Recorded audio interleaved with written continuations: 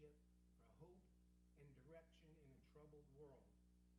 That battle cry, which I hope this board will promote and will emulate, is remember your three F's: faith, family, and freedom.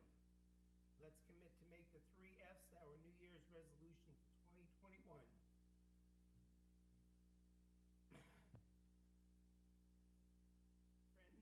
remember your three F's: faith, family, and freedom. May God bless your work, and may God bless our great nation.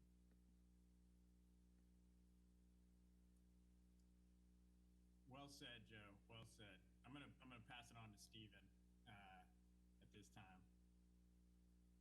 Joe, what can I say about you that a million people couldn't say, because that's the number of lives that you've touched?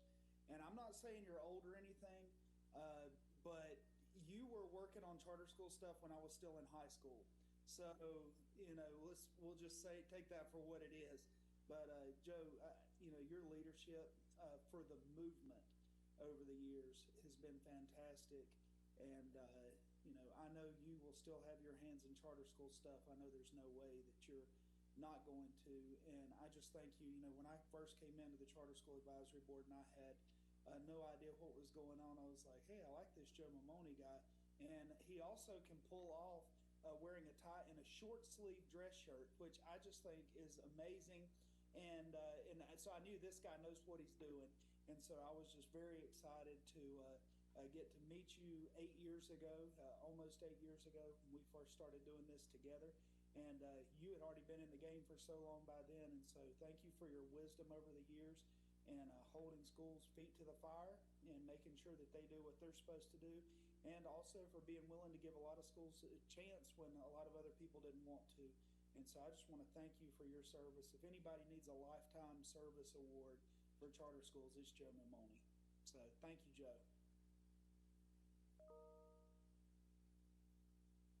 All right, Greg. Good morning. Joe Maimone. What a journey it's been. My friend, thank you for your servant leadership, and thank you for giving unselfishly to so many children and charter leaders across North Carolina. It was after a successful career in New York, you and your family decided to pick up and move to North Carolina, to Rutherford County, North Carolina, one of the poorest counties in North Carolina at the time. And you had a dream of opening a charter school. And, over the years, you built that school into one of the highest performing charter schools in the nation.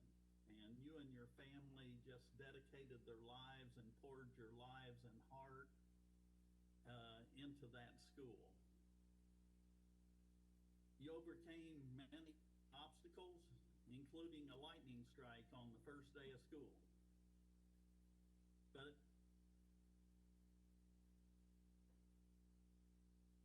you were always there for me and many other leaders. You were always willing to drop whatever you were doing, answer the phone, and take whatever time it took to answer the questions others had.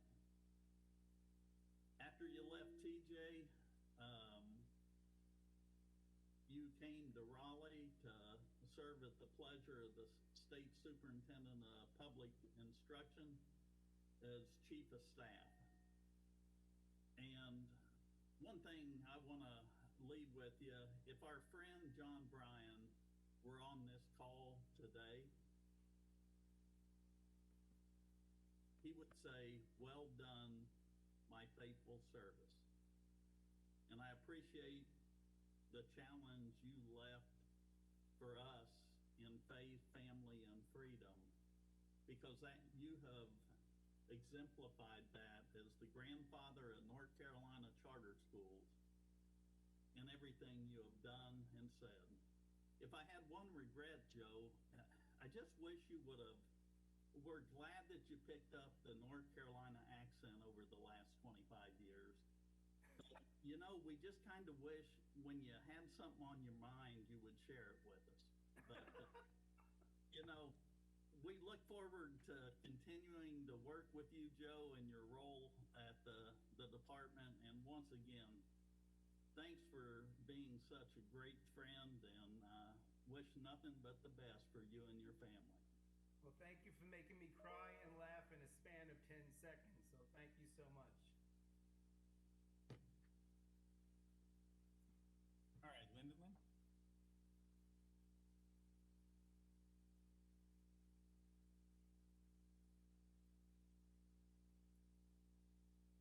Lyndon, I think you're on mute.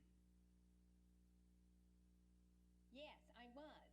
Here I am. Well, first, Chair Quigley and Vice Chair Turner, members of the advisory board, and Dave, thank you for letting me be part of this special time to give tribute to Joe. And Joe, I just want to say I can remember I was on the board of Charlotte Mecklenburg Schools when I heard about this charter school opening up in Rutherford County. And wow, a few years back there now, 22 years ago. And I remember it was about early 2000 that you invited me down to speak to the graduating class. And I remember the pride that you and Georgia took walking me around that school. And you took something that they had discontinued. They weren't using it anymore. And you put a team of volunteers together with a lot of elbow grease and turned it into a beautiful school, a beautiful school. And you had the vision of going to a rural place and bringing classical education, bringing Latin, bringing logic, bringing those courses that those children would not have had an opportunity to have. And you influenced not only the county and the country, because it was not, I think a few years later, the county said, maybe we ought to start offering some of those courses to the rest of the students. And that's what we want. We wanted to raise all schools and teach all students at all different levels. And you did that successfully. So your leadership, thank you for it. Thank you for your courageous leadership to do things which seemed impossible, but you did them, and you took the risk. And I think it was Greg that said it, I don't know if it was Stephen or Greg, but you're known for the way that, anybody could call you. You shared your knowledge and your experience, but most importantly, your wisdom.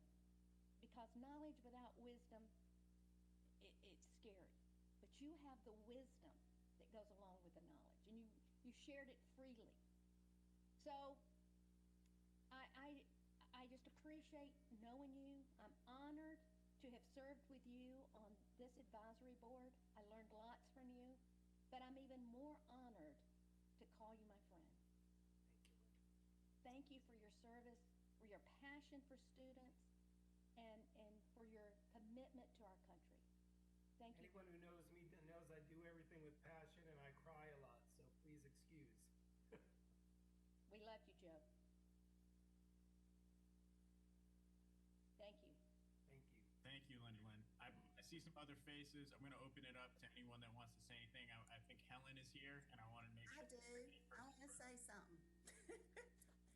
I want to tell you, Joe, that yes, you started Thomas Jefferson, and you were a little bit ahead of me, but I'd been doing Greystone about 2 years, I guess. We were looking at trying to figure out how to build a building. I had no clue what questions to ask, what I was doing, and I came up to your school to visit, and I remember being in the office. It wasn't very big, but you had a lot of people in there. I didn't know what questions to ask. You were so kind, and you showed me all around. Well, about 7, 8, 9 years passed. I really don't see you very much. And then I was appointed as chairman of the new the Charter School Advisory Board. You had already been on the previous committee for charter school advisory stuff. And so you were very knowledgeable about kind of how they'd done it before. But the rules had changed, and we were supposed to kind of, it was pulled in together, and there are several members on the board now that remember. And I kind of showed up that day, and I know that everybody was like, who in the world is this woman who has this awful Southern accent and really has no clue what she's doing. Well, yeah, I know. And one of the very first people was Joe, and he came over and reminded me that we had met and we'd run into each other a little bit. But he was very, very comforting and calming for me because I had no clue what I was doing. So I can tell you that now. But after that first meeting, Joe came up and he had some ideas, like Joe always does. And anyway, it was wonderful, but he was very instrumental in when we were trying to form how this board was going to work, with putting the performance framework together and putting together the performance committee, and how so much of the way that schools are interviewed, the application, all of those things are there because of what Joe did. And sometimes Joe would come up to me after a meeting and he'd go, "Now, Helen, you might want to do this. Just a thought, you might want to do this." So, Joe, I appreciate how much you have helped me personally, but I'm not sure everybody understands how impactful you were to form the bones of this board. So everyone needs to thank you for that. And I know they're saying thank you for your service, but I'm going to call you for some more service to help me. So you are. I have your number on my phone. Thanks.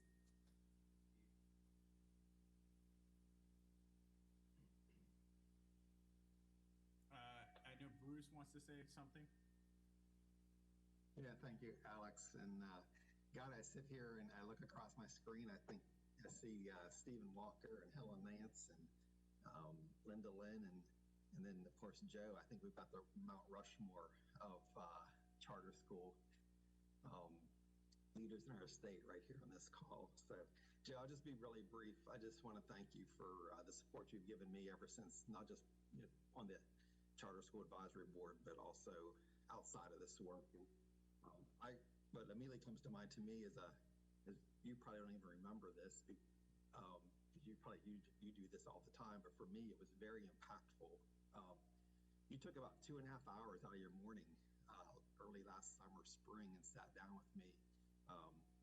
I was at a crossroads and had an exciting opportunity to become the head of a school that I helped form, and but also had a pretty awesome job outside of that. And I really appreciated the time that you spent with me that morning at Starbucks and talking about not just the state of charter schools, but the state of our nation, and being a man of faith. And so that meant a lot to me. And here I sit in the very office about on the position that you and I discussed, and your input was very impactful to me in terms of making the right decision for me and my family. So I just want to thank you for that. As everyone else has said, thank you for all the years of service to our country, to our state. So God bless, Joe. Thank you, Bruce. God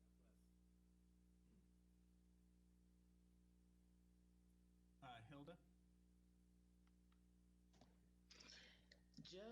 Joe, what can we say? What can I say? I remember having met you in 2015 when I first sat on the CSAB, and I noticed two things right away. And you mentioned them in the 3 F's: faith, family. It was very evident that you're a man of God, you have a heart of gold, and that you cared so much and care so much about your family. To the point that I felt by serving on the board with you that I was a member of your family. Your communication with us on the board, your calmness, your wisdom, they will always stay in my heart as I remember who Joe Maimone is. Thank you for everything that you've done and will do. I'm sure you'll just pass on to the next phase. I don't see you as a person who ever retires, if you will. But thank you so much, Joe. I appreciate you with all my being. Bless you and your family, and stay well. Merci beaucoup, mon ami. Il ne pas de quoi. Dead end. Got it. Cheryl, could you jump in here? Hey, Joe. You don't even know that when I came to North Carolina in '97 to open a charter school in Rocky Mount, I didn't even know what a charter school was. And somebody told me Joe Maimone, and in a county I'd never heard of, was the person who knew everything. And so for those first few years, anything I saw that said Joe Maimone said, that said Thomas Jefferson, I figured that was the thing to do. And then eventually, when I came to the Charter School Advisory Council and had the opportunity to meet you, I felt like I was meeting a legend. Like, oh, wow. And through these years, I have so grown listening to you. You bring such wisdom. And sometimes I just kind of get over the top, and you're just so calm all the time. And I really appreciate what you have done because I know what you've contributed to this sector. You have been the foundation, and I appreciate so much what you brought. And then you took that and moved that to the larger public school movement by going to DPI, and have contributed that same kind of wisdom to all of public schools in North Carolina, and it is greatly appreciated. Please do not be a stranger. We will someday be back in the building, and so you at least have to come have lunch with us when we're back in the building. You are dearly loved, Joe. Thank you. Thank you, Cheryl. Appreciate that. All right. I'm gonna say just Joe, I just want to share something real quick, and then I'm gonna pass it to Dave to close us out. Joe, it's been an honor and privilege to certainly when we were in person to sit beside you and sit near you and get all the advice that you whispered in my ear and all the things that coaching and that wisdom, as everyone's shared, that I certainly needed as a person that doesn't have the tenure and the experience and the years in the work and in the movement and in the state that you do. And I think movements need standard bearers, and they need those individuals that carry the torch and help us remember where we came from. And as you articulated it at the top of this, remember where we're going and what the future holds and what the significance of this movement and its impact on kids and their families in North Carolina. So I want to thank you for not being afraid to share, for not afraid to disagree. I think our country desperately needs people who don't always agree but are always willing to talk and always willing to find solutions that towards the difficult problems that we face. And I've always felt that safety and that security to be able to disagree agreeably, to disagree in a way that friends and colleagues and professionals and come to solutions that put kids first, because your mindset is always on kids and families. And I'm deeply grateful for that and owe a debt of gratitude to you as does this movement. So I want to thank you for your service and thank you for your leadership. And yeah, don't go far because you're going to be getting my phone calls as well. So I'm going to pass it to Dave now. Well, good morning, Joe. You and I have been great friends for a long time. When I was at Lincoln Charter School, what Cheryl said was exactly right. If you needed to know something about a charter school or some law, back then, nobody called the Office of Charter School. They called Joe Maimone at Thomas Jefferson and said, Joe, what is this? Or what's going on? And just your friendship and your mentorship to me personally, I'll hold that in my heart for a long time. You're not the grandfather of charter schools. You are the godfather of charter schools. And you've been such a great voice for the charter school movement, for school choice. Again, you've just been a great friend and a great mentor. And I'll never forget getting a phone call from Joe Maimone one day and say, hey, Dave, what do you think about applying for the job at the Office of Charter School to be the director? I went, you got to be kidding me. No. And we had some conversations, and the more I thought about it, I thought, well, maybe the timing is right. So, Joe, either you're the reason or I'm blaming you for where I am, but it's been great working with you. When you came on DPI, you were just the rock that I would always call and say, hey, what about this, Joe? What about that? So you're a great friend, you're a great mentor, and I know I'll be calling you a lot for a lot of reasons, and I just want to close with saying, God bless you, my good friend. Thank you, Dave. Thank you, Dave. Joe, you're known and loved, and we thank you for everything. I would love to keep this high school reunion going on for a few more hours, but we do have some work to do. So I'm gonna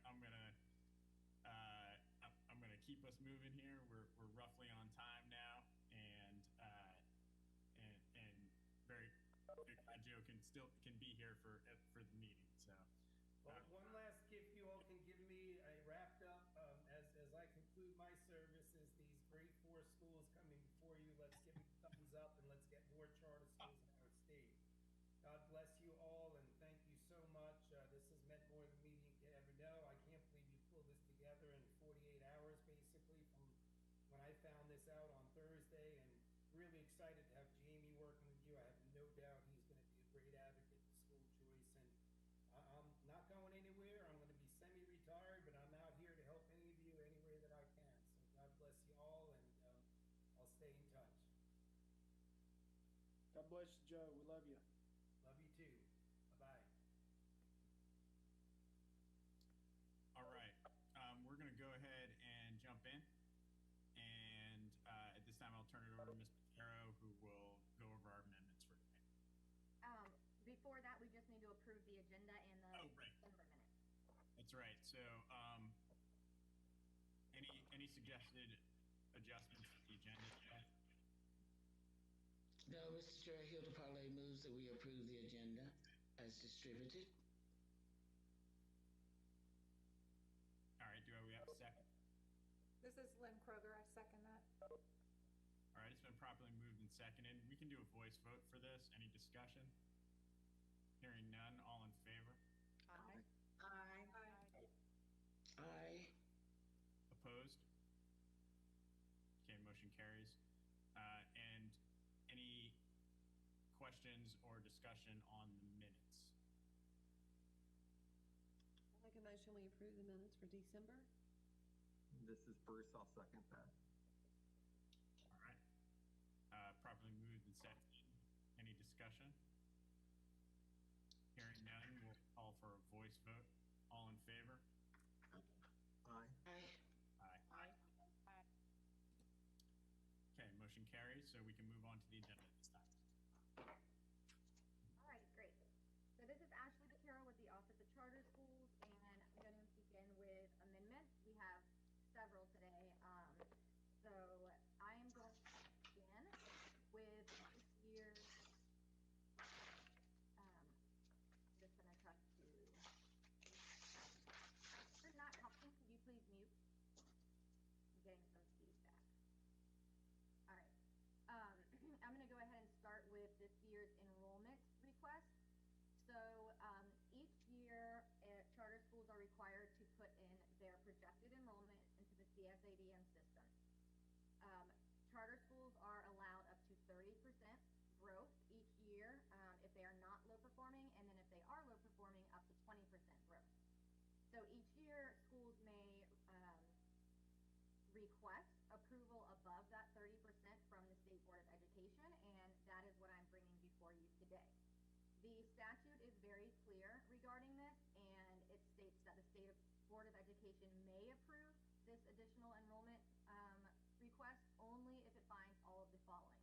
So it's very cut and dry in terms of having to meet these 5 requirements. And the schools I'm bringing before you do meet those requirements, otherwise they're ineligible and they are not brought forward. The requirements are that the actual enrollment of the charter school is within 10% of its authorized enrollment. So this basically means that when they projected the previous year, they were within 10% of their projection, which is why it's important for schools not to over project them, too high. charter school has commitments for 90% of that requested growth, which we usually see through either waitlist data or survey data. The charter school is not currently low performing. The charter school meets accepted standards of fiscal management, and the charter school is in compliance with law and with the charter. So the two schools I have before you that we are going to discuss first. The first is Shining Rock Classical Academy.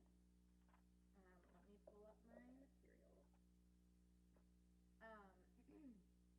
So Shining Rock, they are requesting a 50% ADM increase. So they would automatically be allowed the 30%, but they are requesting 20% over for a total of 50%, which is an additional 196 students. Shining Rock Classical Academy meets all of the requirements for this statute.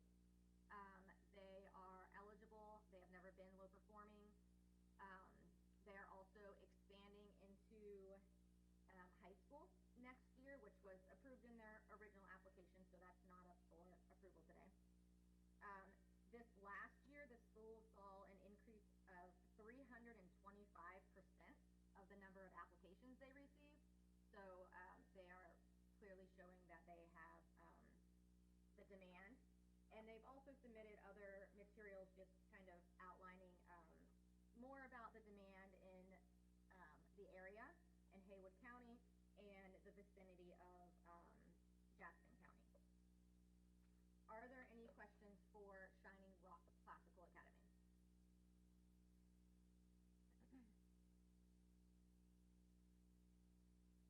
Okay. The second school I have here is Moore Montessori Community College. Community school, not community college. They are in Southern Pines and a Montessori school, obviously. They are requesting an increase of 53.8%, so a bit over the, about 23% over the 30% that is allowed. And they're a small school, so that is only an increase of 33 students. The school has never been identified as low performing. They are eligible based on all of these statutory requirements. This school is also in the stages of securing a new facility, and they are asking for an additional 33 students, and last year they had 115 students on the wait list, so they have met the criteria for showing demand. Are there any questions on Moore Montessori?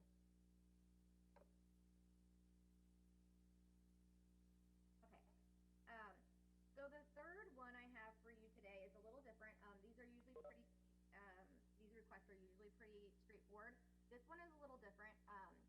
Based on the statute that I was previously referencing regarding enrollment growth, there are these 5 requirements that I explained. There is also a provision within this statute that allows for an exception for one specific requirement, and that is if the actual enrollment of the charter school is within 10%. So if this school didn't meet this requirement, but they fall within the exception, which is having undergoing capital expansion, they may still bring forward a request. So Unity Classical Charter School, which is in Mecklenburg, is making such a request. They are eligible for four out of the 5 requirements. The one that they do not meet is being within that 10% projection. They over-projected by 6% last year.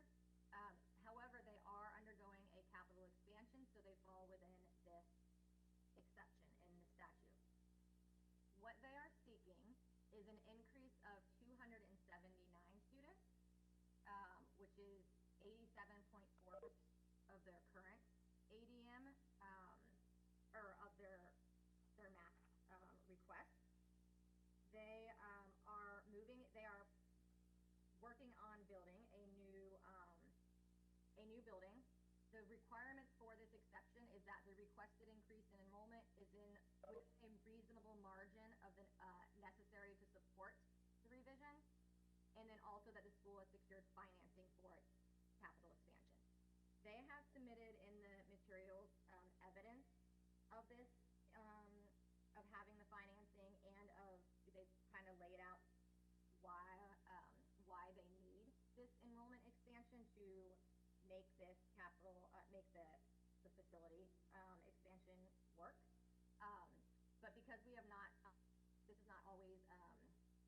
we don't see these every year, these exceptions. I have asked that the principal, the head of school, to be on the call so she can answer any more specific questions that you may have about this.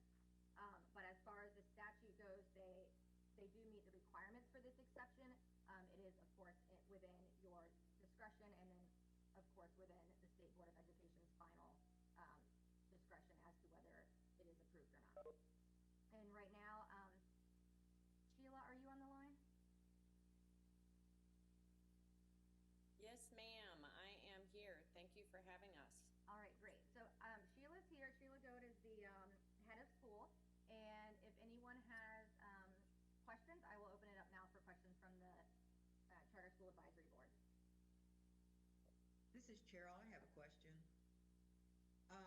I'd like to know how if you haven't been able to meet the numbers that you've been putting in CSADM, how you plan to recruit 279 additional students? Wonderful question. Thank you so much for asking it. Our biggest issue last year with not meeting it was with COVID. We're currently in a small building, and in order to meet the CDC Department of Health guidelines at the time, trying to keep 6 feet apart, that's the reason we couldn't meet it. We had families waiting to come in, but we couldn't welcome them in there. It's interesting that Mr. Mamoni came before us. I did not realize he was stepping down. He has been a wealth of information for us. One of the things that I took when I first started, I don't know if you know my background, I started in public schools, inner St. Louis and inner Chicago, ended up then going private, and then I found out about this thing called a charter school. So when I first looked into starting a charter school, I am the founding principal of Unity. He was one of the first people I went to. He was the first school I ever toured, and he's always been welcoming of any phone call, text, emails that I sent him. The one thing he impressed upon me when wanting to expand, he knew the day would come. We are renting a building. That's part of our issue, is marketing. So I work very closely with Dana Goldfarb, who's also on the line. He is our treasurer. And for a school our size, we have saved impressive, I believe you would think, amount that allows us to put marketing dollars already, not only in the budget, but at use. So we've already been marketing. We've made videos. We have a survey out there for interest, which has gotten really good results. So when you couple it with our marketing campaign, the interest and research we've done on the area, as well as that we've had to turn people away because we are stymied in such a small school. I am very grateful to the church that allowed us to rent space and open, but it's also a place where that we can no longer grow. We are turning families back. We had a whole first grade class that we could have brought into the school if we only had room, but we didn't, so we could not. And that's our issue. That's our issue. It's not so much the students as that we have nowhere to put our students anymore, and we can't put a sign out in front of where we are. We couldn't really do the marketing because we can't accept that many. But now with the new school, we can. We can not be the best kept secret. We can get on a mountaintop and share what we do. We're have wonderful family members who have spread the word for us. Are probably our best advertising campaign, although we're still out there on Facebook and Instagram and Yelp and billboards. But that's our issue, is we have space that does not allow us to grow anymore. And especially last year under COVID, we don't have free reign of a building, so we can't just go to any space to make things work for our student population to bring them in, if that makes sense. I hope it does. Hey Sheila, this is Dana. If I might add, just the very fact that we're looking to open with a new school building, an 89,000 square foot school building that'll be both for the elementary as well as our middle school.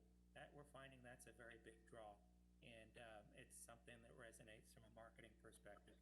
We're hearing from our parents that it's quite impactful. Where are you planning to locate the new building? We've already got the property.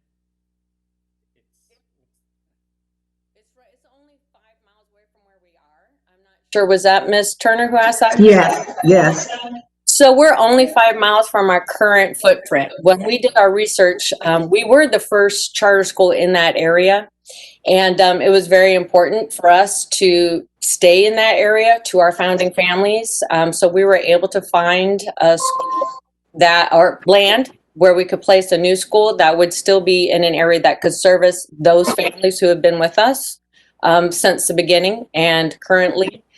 Plus, where we're currently at is a huge parking lot, and the church is allowing us to also use that as a cluster stop for our busing, so that anybody that was able to get to that school, as long as they can still get to that school, we can pick them up. And obviously, we do have busing, so that aids us as well. But where we're moving in Still Creek is in a heavily populated area. The schools that are currently there are overpopulated.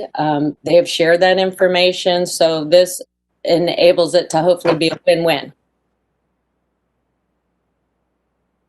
Thank you.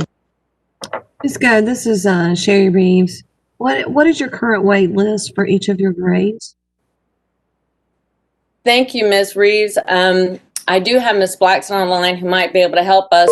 We are a little bit different this year. I know we currently have it open, so I'm not sure where we are as of this year's just now opened lottery. We opened obviously in December. Before that, we have noticed our wait list tends to be more in our lower grades, the kindergarten, first grades, second grades. That's been part of our issue. As you're well aware, in North Carolina, all kindergarten and first grade needs to be on the bottom floor. And the biggest rooms and most areas in the top floor of where we're renting.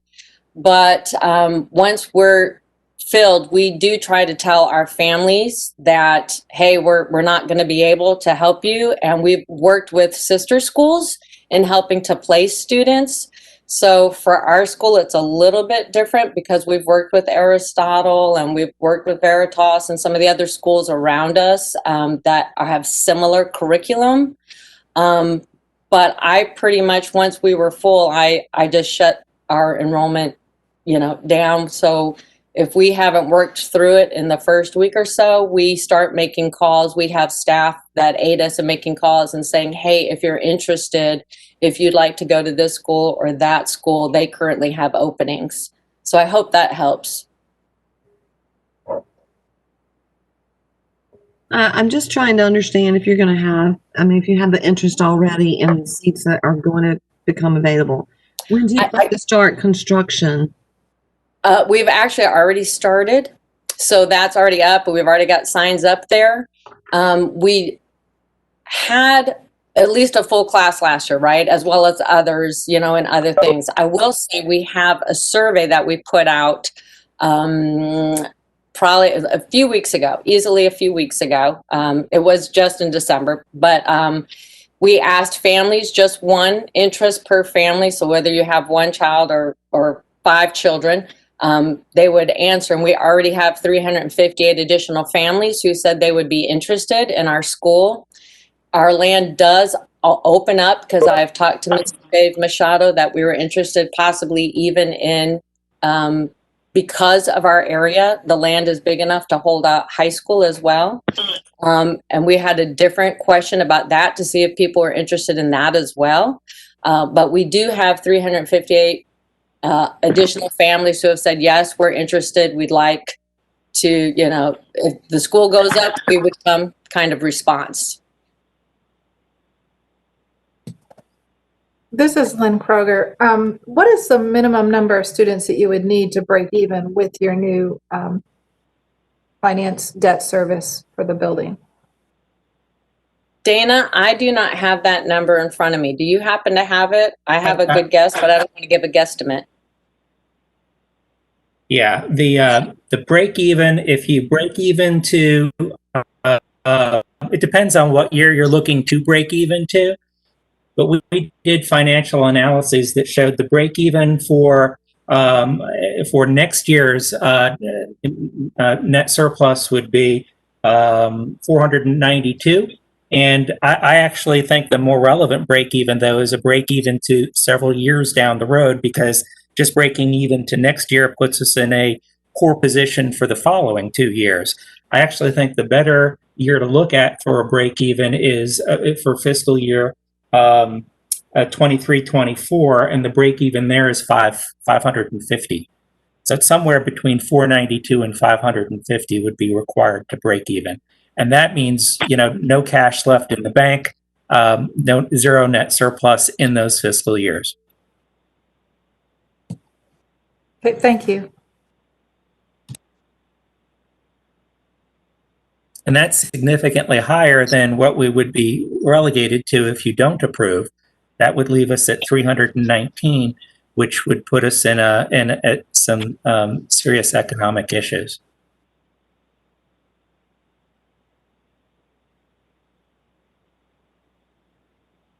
All right.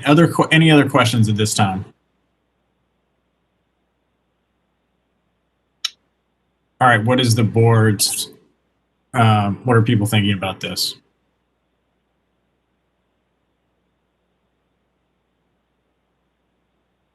Does staff have a recommendation on this? This is Dave Machado. I think that was Bruce. We support this this request. Okay. We've been in communication with the school several times when they're looking at a new location, making sure it was within the 5 miles, in the conversations that they had about high school. So they've been in touch with our office through this entire process. Alex, this is Cheryl. I kind of feel like they've already started building this building, and they were able to get financing. So that means somebody thought that they could do this enough to put millions of dollars into it. And at this point, if they've already started building the building, if they don't have the kids, they don't stand a chance. So I will be in favor of it and really hope they can pull it off.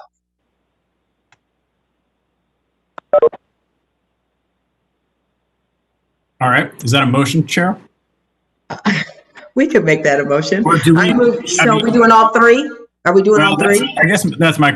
This seems like this one seems more significant. But Ashley, do you have how would you like us to handle these?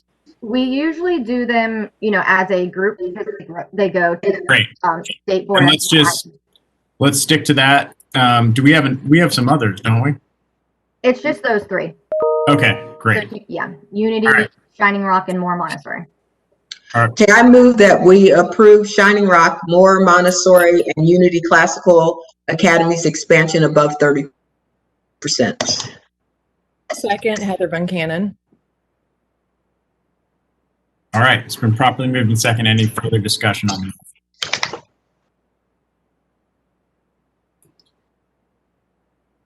that? Okay. Given that, hearing none, we'll do a roll call vote for this. Okay. Joel Ford. Aye. Bruce Friend. Aye. Rita Hare. Aye. Lynn Kroger. Aye. Hilda Parlay. Aye. Sherry Reeves. Aye. Cheryl Turner. Aye. Heather Van Cannon. Aye. Alex Quigley. Aye. All right, it passes unanimously. So for my three schools, you will this item will go to the state board in February and receive a vote in March. And of course, I'll be in touch with you. Thank you very much. Thank you. Okay, let's go to our next one. Let's see. All right, so the next one I'm going to go to is North Raleigh Charter Academy. I will introduce this, and then I have also asked for some representation here to answer more specific questions. This is a second one-year delay, so we also had one of these, I believe, a month or two ago. North Raleigh Charter Academy had been planning to, they had delayed a year. They were planning to open this next fall of 2021, and now they are asking for a second delay. The plan they had for a temporary facility is no longer an option due to COVID-19 factors. They can speak about that today, but because of that, the issues they've had with getting the facility ready, they are asking for a second 1-year delay. And I'm going to pull up what the enrollment would look like, and here we go, the grade levels. So if you approve this, as you can see, it's a second delay. So the first and second years of the charter are basically, they're not in effect. They would start with year 3, and they've lowered their starting grade levels and their starting enrollment, so that year 3 would start with K through 6, and it would have a projected enrollment of 615 students. At this time, I'm going to ask if the board has any questions. There should be, I believe, Alan Taylor is on the line, and perhaps some other representatives that can speak to this request.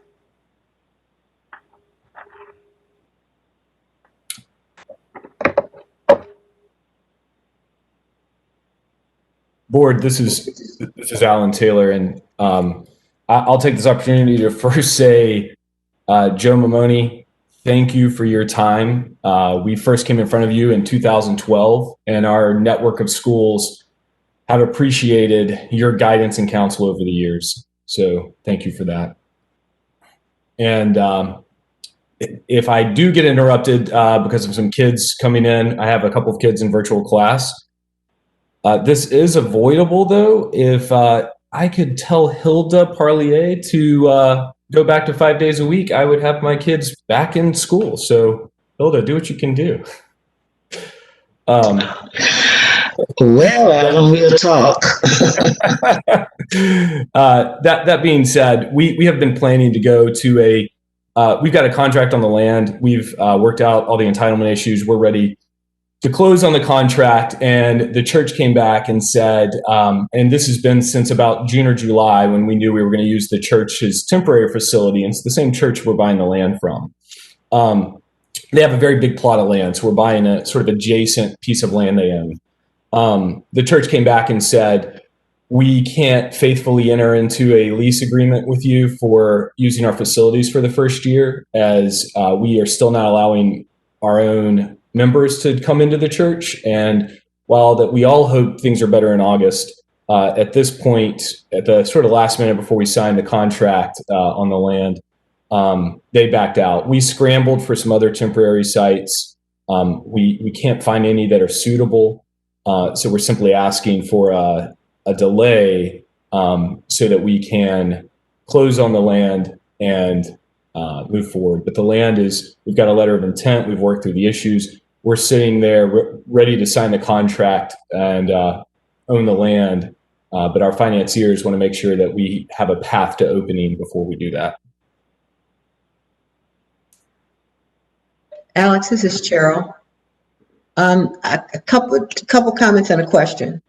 I want to make sure that you understand, A, that there is no such thing as a third-year delay, and B, that you are going to come in year 3, which means your first year has to be stellar because you're going to be in renewal your second year.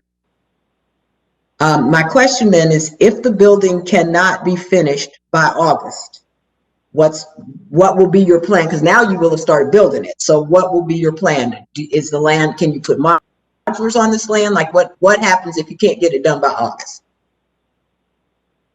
So we're talking about if a 1-year delay is granted, we're talking about August of 2022. That construction timetable should not be a problem at all.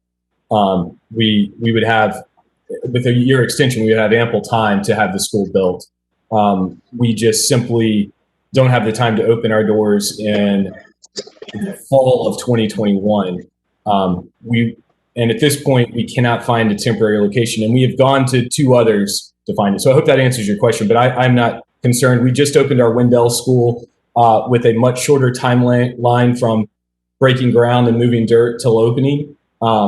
We are over enrolled in that school. That school is moving along well. So, we have a path of, as soon as we can find land and close on it, building. The problem, as you all know, is finding the land, but we've got that now. We just need the extension. Thank you. Mr. Taylor, this is Ms. Reeves. So, in your initial application, this land is the same, correct? It is not.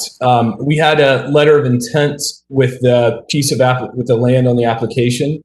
That required a Wake Forest in writing when we came in front of the board said that they would be open to a shift in the zoning. There was an easement for a road through the property, and they said they would move it over to the right. They then came back after we were granted our charter and said, no, they will not grant that easement because of master development plans on Capitol. And we therefore had a road that was going to go right through the middle of the property, which made that property not usable. This new piece of land is about 3.5 miles away, right off of Capitol, serving the same community, same place. That's what fell through. That's why we had to ask for the first year extension. Right. And I think this is clear, but we have the land. We're under a letter of intent. We've got an agreed upon contract.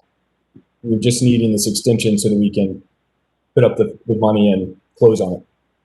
So my question then is on parent surveys. Have you continued to update those, being that you've already had 1 year delay, now you're going to go into a 2nd year delay?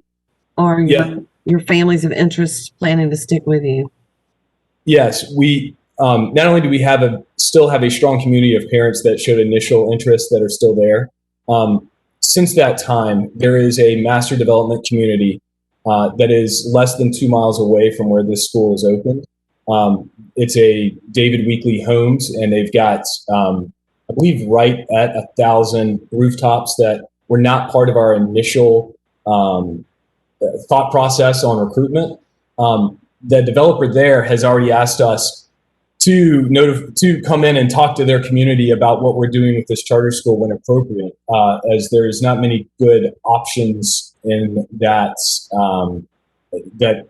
base school and magnet school for that development. So that, in addition to what we had, there is now a very large master development going in very close to our school that also is very excited about us doing that.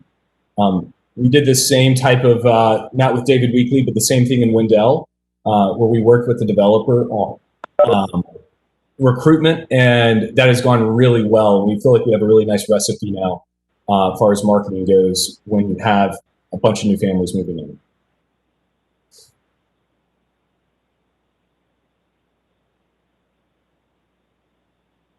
All right, any more discussion on this one? Because I think we've got a couple more requests as well. All right, Ashley, we're going to keep going and then vote? No, you can, but this is a separate one. So when you guys are prepared. Yeah, Alex, this one is just the only second delay request. That's right. I make a motion that we approve the request for a second delay. And Hilda Parlay seconds.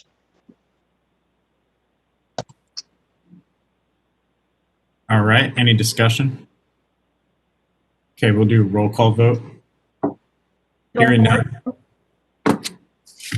Aye. Okay. Bruce Friend. Aye. Rita Hare. Aye. Lynn Kroger. Aye. Hilda Parlay. Aye. Sherry Reeves. Aye. Cheryl Turner. Aye. Heather Van Cannon. Aye. Alex Quigley. Aye.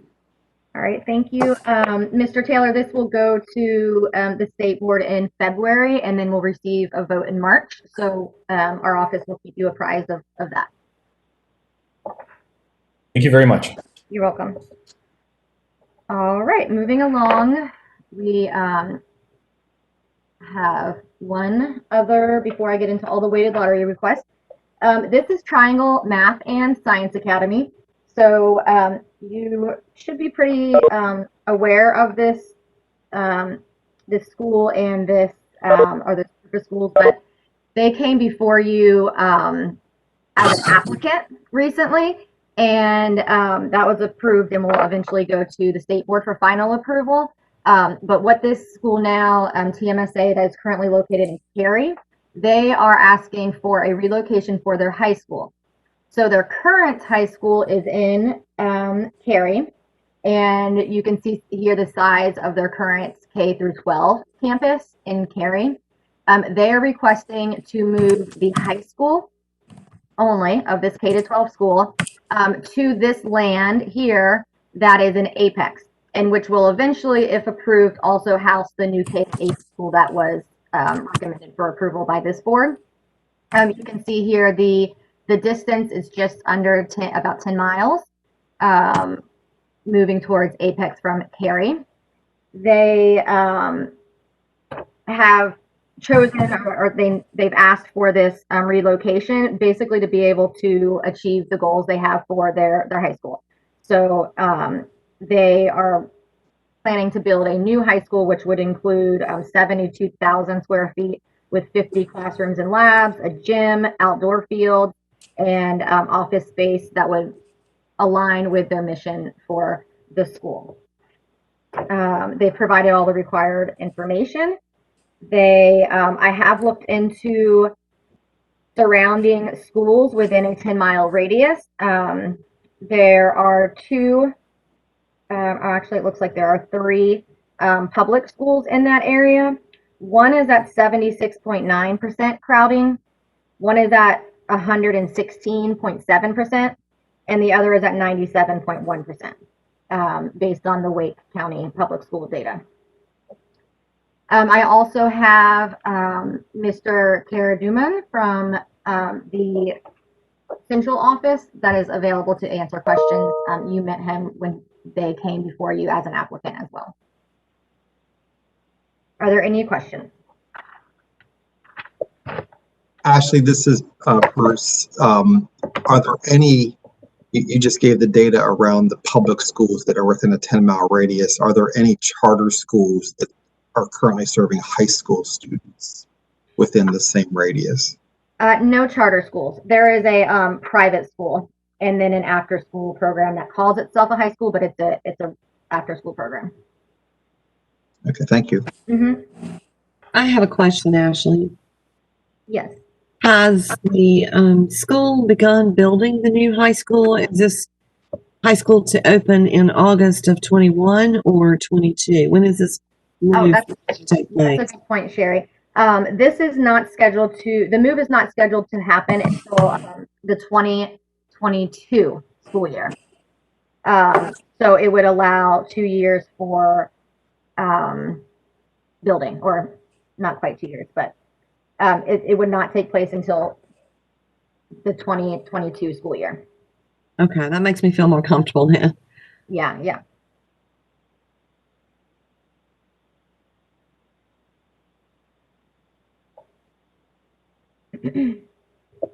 Any other questions?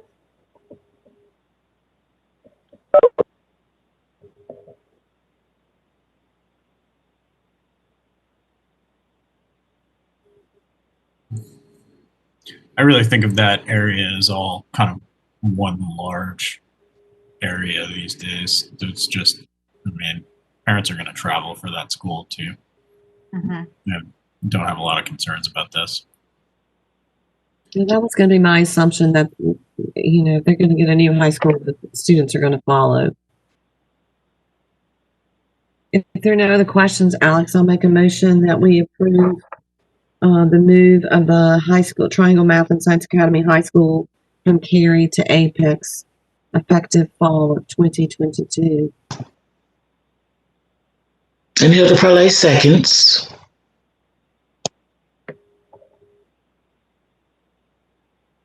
Properly moved in second. Any discussion?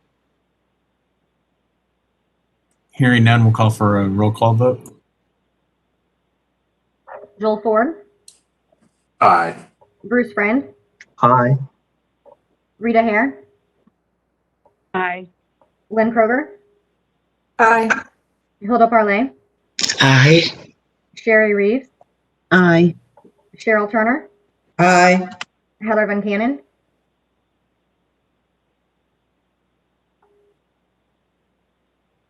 Heather Van Cannon. You might have lost her for a second. Alex Quigley. Aye. Oh, there we go. Okay. Aye. All right, it passes unanimously. So this will go to state board next month and for a vote in March. And thank you, Ben. I'll be in touch with you. Okay. Thank you very much, everyone. There was no question for me though, so that was easy. Yeah. All right. Bye. Bye. Bye. Okay. So our final request, I'm actually going to group these together if there's no objection. It is 4 weighted lottery requests. So as you know, we are seeing many more of these. These 4 schools are all NC Access grant recipients. So as you know, the weighted lottery is a requirement of that grant. The first school is Apprentice Academy High School. So this school is located in Union County. It is a high school, so they only serve 9 through 12. They opened in 2019. And they have set a goal of reaching 53% economically disadvantaged within the 5 years of this grant. They are currently at 28%. And with all of these schools, they work very closely with our office to draft enrollment policies and implement weighted lotteries that are, within guidelines and best practices. And they've all submitted the required paperwork, which has been posted and submitted to you. The second school is Summit Creek Academy. This school is scheduled to open in the next fall. It will be a K through 5 school. It is a National Heritage Academy school, and they are located in Guilford County. Also, like I've said, they're a grant recipient, and their goal is to reach 65% economically disadvantaged students. The third school is Lake Lure Classical Academy. This school is located in Rutherford County. They serve K through 12, and they have been open since 2010. They are seeking a weighted lottery for educationally disadvantaged. So in addition to economically disadvantaged, they would also wait for students with disabilities and the other subgroups of that classification. They currently serve about 10% economically disadvantaged, and they have a set goal of 40% economically disadvantaged. And then finally, our fourth school is the arts-based school, which is located in Forsyth County. It is a K through 8 school. They have been open since 2001, and they currently serve 24% economically disadvantaged, and they have set a goal of 55% economically disadvantaged. All of these schools, they're grant recipients. They've met the requirements and the documentation that we have outlined for weighted lottery requests. They all are working on marketing and wraparound services to attract and to meet the needs of the educationally disadvantaged students that they seek to attract and enroll through this program. Mr. Chair, I recuse from Summit Creek Academy. Has that school changed its name? I don't remember. Yeah, I didn't recognize it myself. I don't know. They might have. I've had to be honest, there's been a lot of name changes from the last batch of applications we had. And off the top of my head, I'm not sure if this is one, but it could be.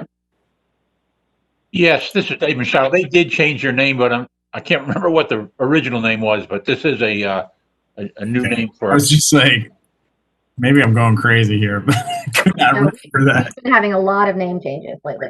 Yeah, that's why I didn't recuse in the beginning, but I am recusing. Hilda Parlay. Okay. Where are they located? Guilford County. They will be located in Guilford County. Yeah. I don't remember them at all. Claire just told me it was city charter. I think it was what it was called. Okay.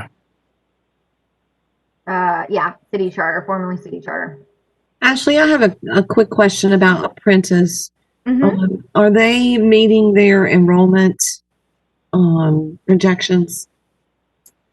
Yes, I believe so. I have not heard, let's see. Yes, last year they actually ended the first year with 170 students, so they did have a little bit of problem, like a little bit of challenge in their first year. But this year, even with COVID, they have 279 students. So they've improved.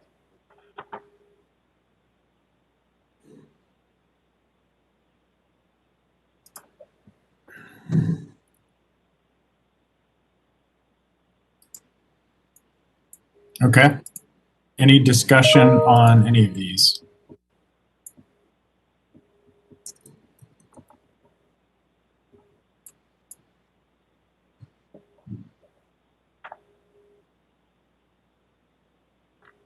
Hearing none. Well, I haven't had a motion. I'll call for a motion. You have a motion? I make the motion that we approve these weighted lottery requests. This is Lynn Kroger. I second that. All right. Any discussion? All right. Hearing none. We'll call for a roll call vote. All right, Joel Ford, Aye. Bruce Friend, Aye. Rita Hare, Aye. Lynn Kroger, Aye. Sherry Reeves, Aye. Cheryl Turner, Aye. Heather Van Cannon, Aye. Alex Quigley. Aye. All right. And Mr. Chair, I'm saying aye for all except Summer Creek Academy. Got it. Thank you. Thank you. Okay. Are we? Yes, we are done with amendments. So now we are, I don't know if you'd like to take a quick break, but we are ready to go into the application. Let's take a quick break, and let's start at, I guess we'll just start at 10:30. We'll be running 30 minutes behind. All right, sounds good. All right.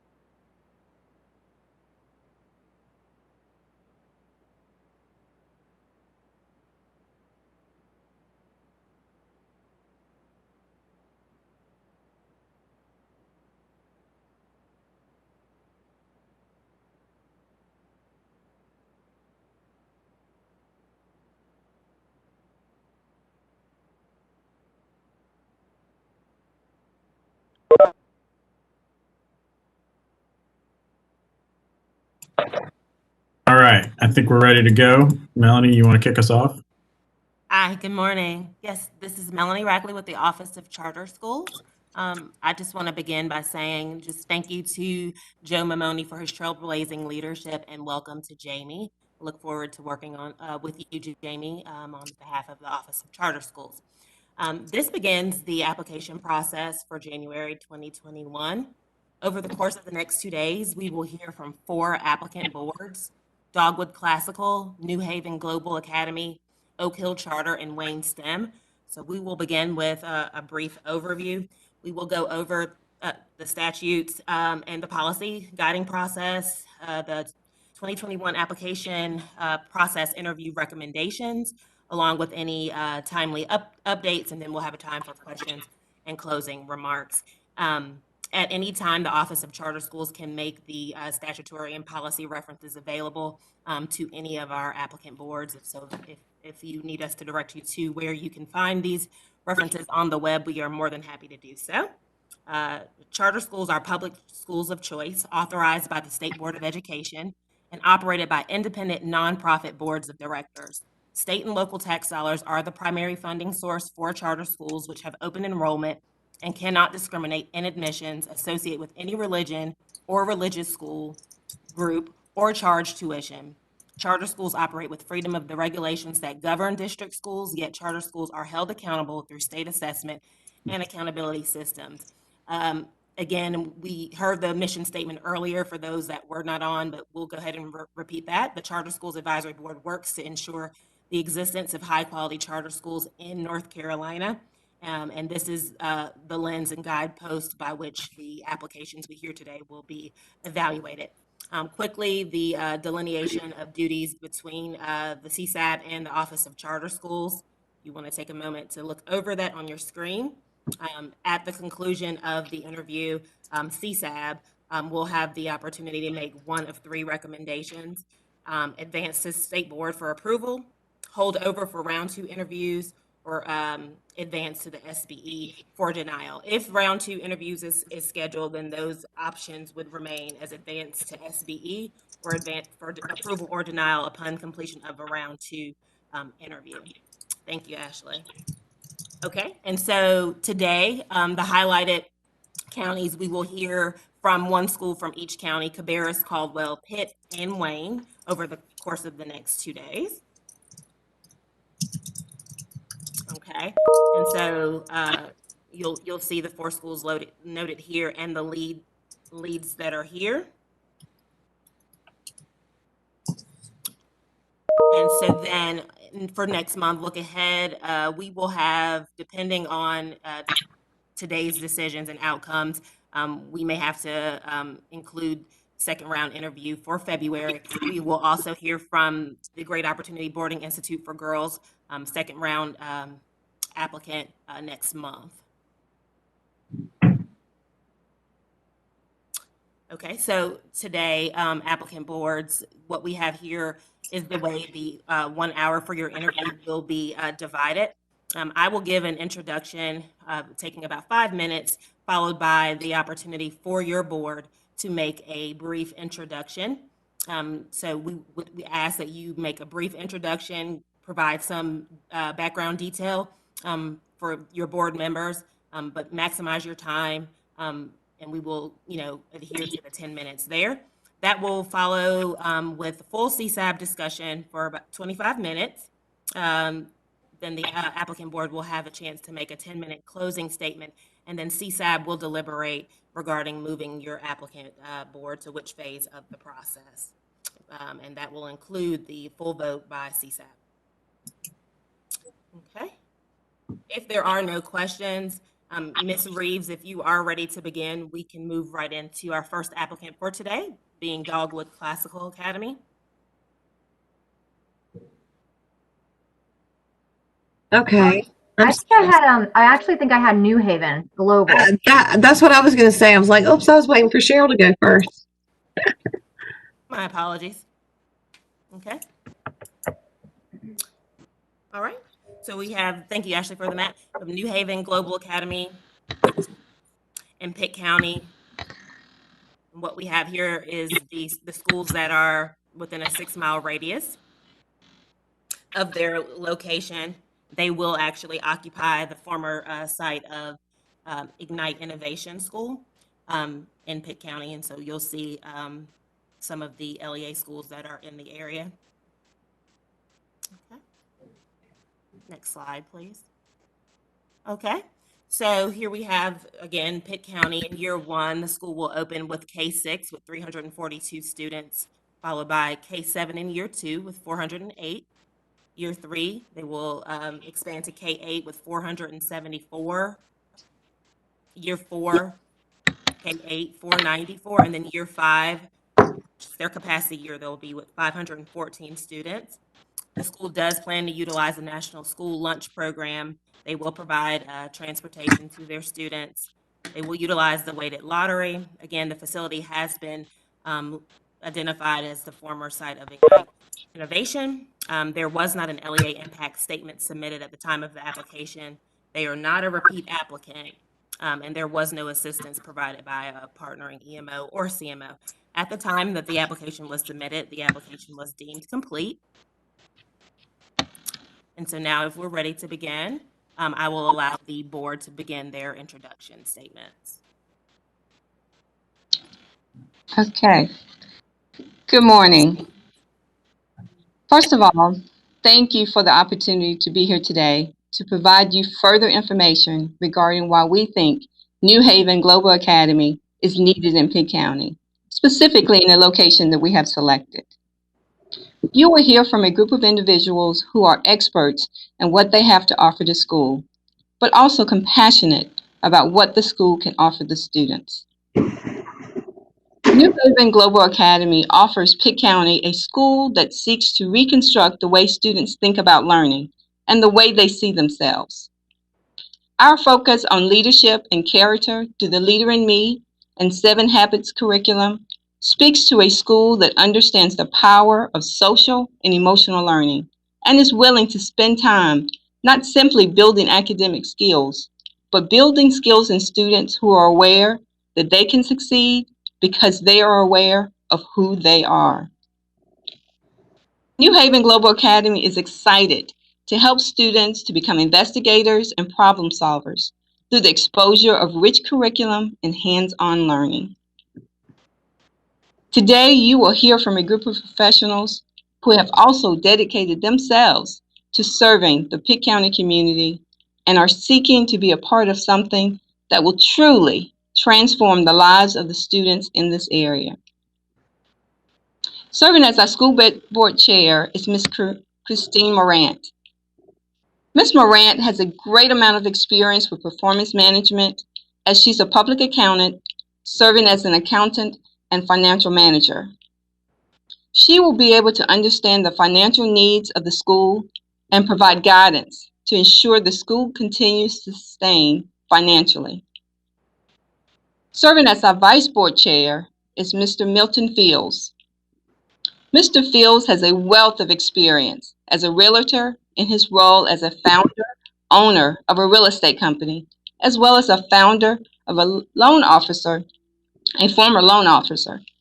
Therefore, he understands the residential needs of the community for which the school will be housed, as well as the details surrounding the management of the lease.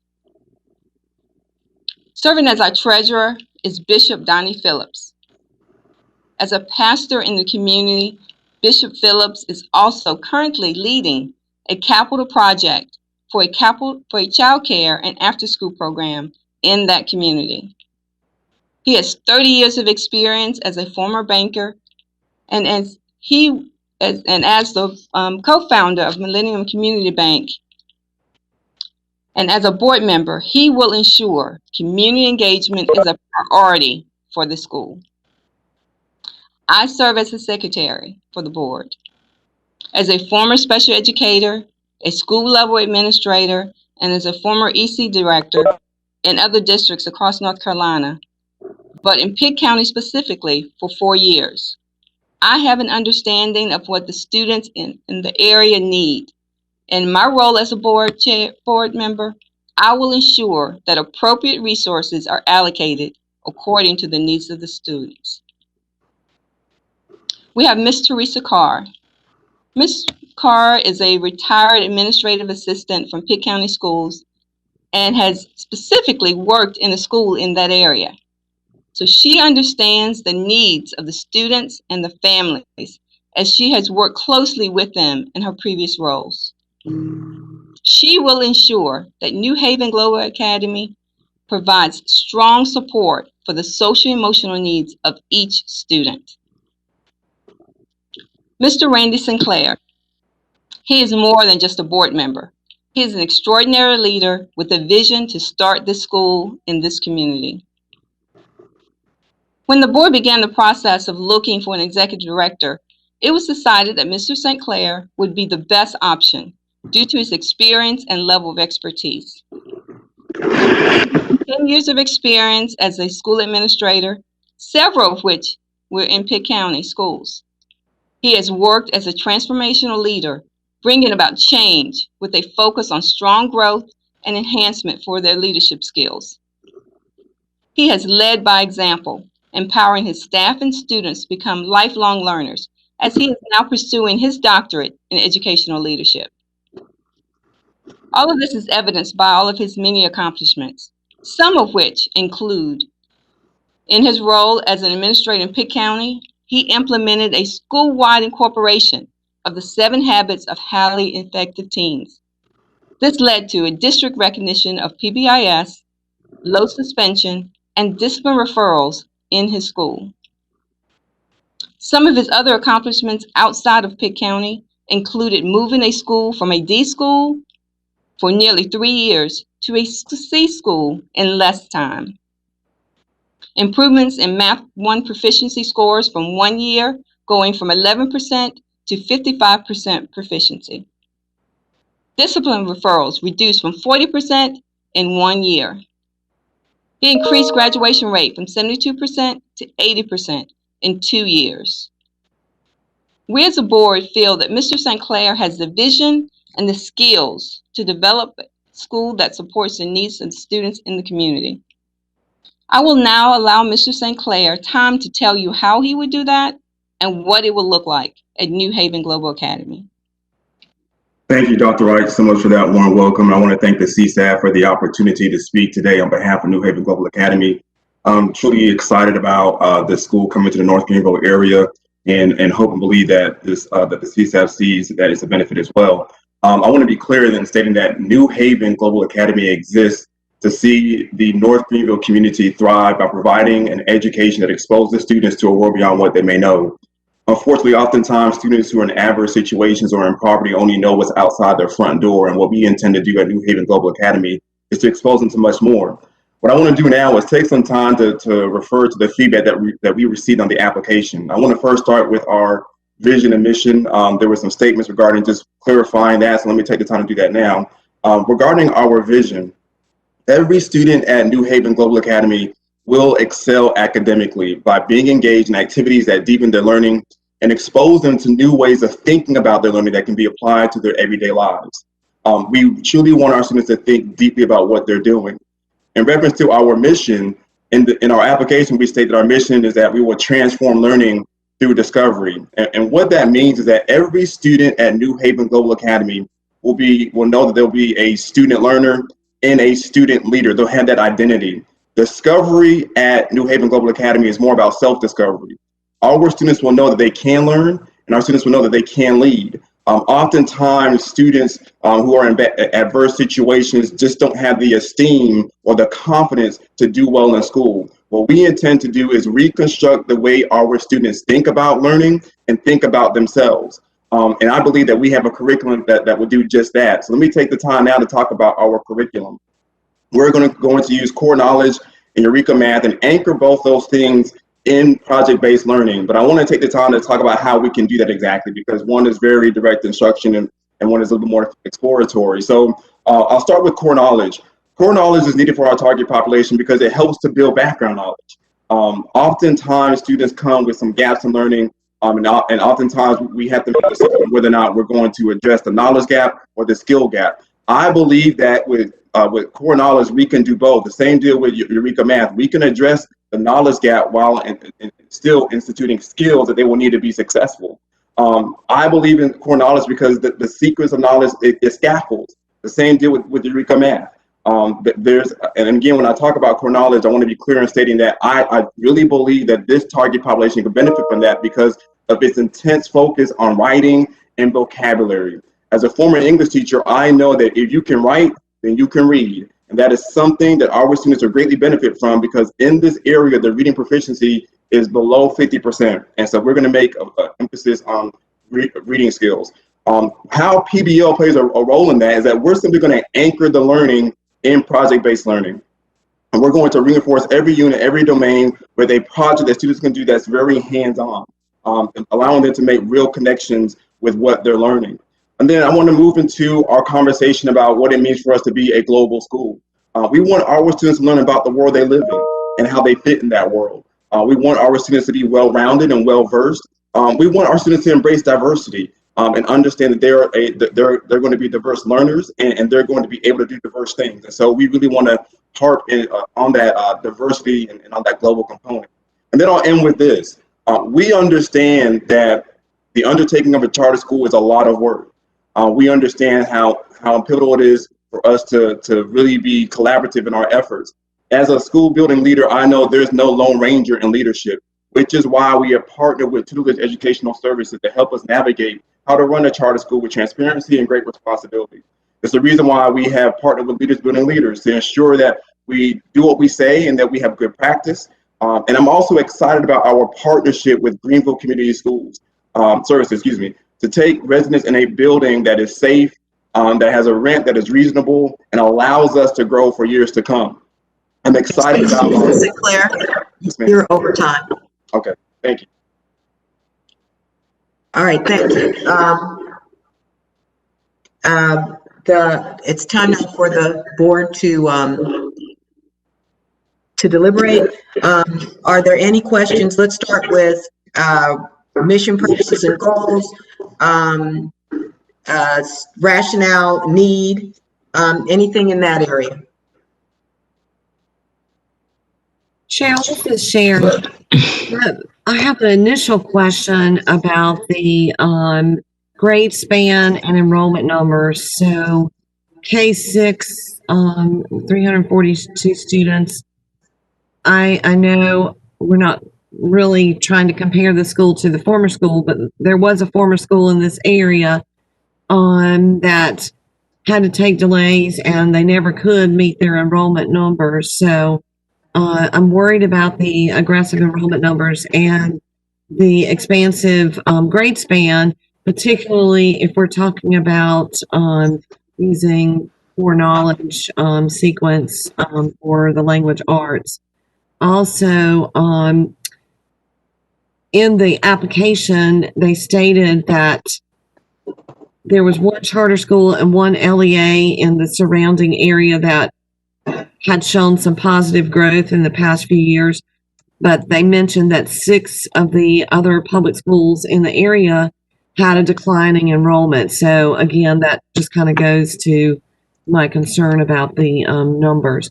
Also, as Mr. St. Clair was just speaking, he was talking about core knowledge and then using project-based learning. I don't know if those two work together, so I would like some of my colleagues on the board to tell me if that's a good fit for those that would know that answer. Before I let you guys respond to that, I want a couple things in that same area. You had 185 responses to your survey. You asked who had students, but you asked up to age 18, and only 23 indicated that they were interested in more information. That's concerning to me, given the numbers that you say you want. And to this issue of PBL, I was going to wait till we got to curriculum, but to this issue of PBL, you're not doing any PD on PBL. So you want to respond to some of that before we go on to anything else? Yes, ma'am. Thank you, Ms. Turner. Thank you, Jared, for your questions. And I'll speak first to the enrollment question regarding one, why we started with the K-6 and just the numbers. And I understand why you may be concerned with that, but I want to speak to the fact that the previous school, one of the biggest reasons why we believe they were not successful was that they didn't have consistent leadership at that school. They didn't have people who were there who were committed to the community to ensure that there was a true marketing plan that was in place so that they could have this particular enrollment. What we intend to do at New Haven Global Academy, and the reason why we're starting off K-6, is so that we can have a firm foundation in our lower grades. I'm a former administrator in that area. Our board still serves in that area. We are connected to this community, and we intend to aggressively market our school and be there for our community so that we can, in fact, have these numbers when we open up our enrollment. And so the K-6 approach, again, is just so that it's foundational. We want to have a very strong foundation and build from there each and every year. But I have to speak to the leadership component and being consistent with having staff, being consistent with ensuring that students are safe in the school, and being consistent with communicating with the community. Those were something that was missing from the previous school that we intend to do because we're from this area. We're vested in the community. As it relates to the curriculum, your questions are valid. And so I want to be clear regarding how core knowledge and PBL to me could work hand in hand. Certainly core knowledge is more direct instruction, and we know that that will be a great benefit to our target population. Again, as I mentioned before, we know that the proficiency numbers in reading are below 50%. Math is right at 50% in that particular area. But how PBL plays a role in that is that we just intend to anchor after each domain, giving students an opportunity to take what they have learned through core knowledge and create a project that goes along with it. So you'll see in the PD calendar, we don't have per se a professional development plan for PBL, because what we intend to do with our teachers is simply work alongside them and how can we make this learning more hands-on. That's a key component to PBL. So we're not going full steam ahead in year one with being a full PBL school, but what we intend to do is take a component of PBL, that hands-on learning, that relevant instruction that can tie what they're gaining from core knowledge and make it real life for our students. That's how we intend to make those two things work. Okay, and let's move on to the ed plan. Anybody have questions about the ed plan? Hi there, this is Heather Van Cannon. Had questions about specifically what the plans are for reading in the lower grades like K1, what the program is. Also, second question is about the target population and its proficiencies coming in. No matter what the grade is, what are the structural components of the program to help those kids access core knowledge and PBL like any other child might be able to do? Yeah, thank you, Heather. So in relation, there's a couple questions there that you asked. I just want to make sure I address those. So I guess the first piece is access to the curriculum, access to instruction. So obviously, when it comes down to schools or students being successful, we need to make sure we have good quality teachers. That's where it first starts. We intend to have a qualified professional in every single classroom, and then being able to really just scaffold the learning for our students in those lower grades. We don't know, and again, we intend to serve every student who wants to come to New Haven Global Academy. We don't know what they're coming to us with. When you look at the numbers in the area, you look at the other two K-8 schools in that area. Both of those schools, Welcome Middle School and Pat Tolis, both of those schools are underperforming significantly. They've been these schools for the last 4 out of the 6 years. They have a lower than 40% proficiency rate at both their schools in reading. Same deal with math. They're 30% career and college ready. What we intend to do, obviously, is just really make sure that we scaffold the learning for our students, make sure that we're intentional about meeting those gaps for our students. Core knowledge helps to do that because the curriculum does scaffold. It does build, and so we're not going to leave any student behind. So we have students who are on grade level, they'll get what they need, but also those students who may be missing something, they won't miss out because, again, we'll be able to fill in those gaps because of how we're going to teach the curriculum. In addition, I feel like the fact that we are a year-long school speaks to us wanting to take more time with the curriculum with our students. That was a very intentional approach that the board had because we really feel like our students need more time in this particular area because I've worked in this area. I understand that summer reading loss is a real thing, summer math loss is a real thing, and being able to come into a school that allows for students to spend more time with the curriculum and also allows for enrichment and remediation if necessary, that will help, again, making sure students are on grade level. What is your calendar? I looked at the calendar and I was a little confused. I wasn't sure. There was nowhere in the narrative did it talk about intercession, but there's intercession on the calendar, and I was having trouble seeing where it was a longer year. So can you talk to me about that? Yeah, I sure can. So the calendar itself, we're starting July 7th and 8th with teacher work days, those first couple of weeks of school. So we're starting first day of school July 18th and going through June the 12th and 13th.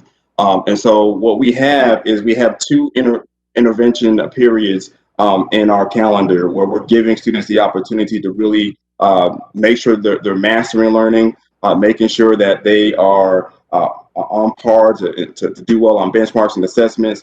And so you'll see that we're starting earlier and later, but also having built in an intercession period in September, and then another intercession period in March to allow for any loss of learning or lack of learning from our students to be dealt with during that point in time. Again, in our even those students who are on grade level, we've not forgotten them. We're going to make sure that they get enrichment during our regular master schedule.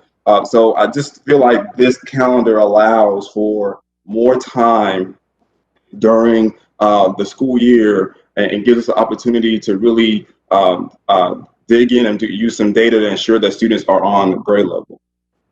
So does everybody come during the intercession, or is that a remediation time? That is a remediation time. Now, how many days, Mr. St. Clair, are actually in the school calendar, student days? I want to say, forgive me, I should have that on hand. I want to say close to 200. So as I was reviewing the application, those intercessions and the summer training that you're requiring your teachers, I didn't see that in the budget. So if a teacher is expected to work during intercession, how are you budgeting for that?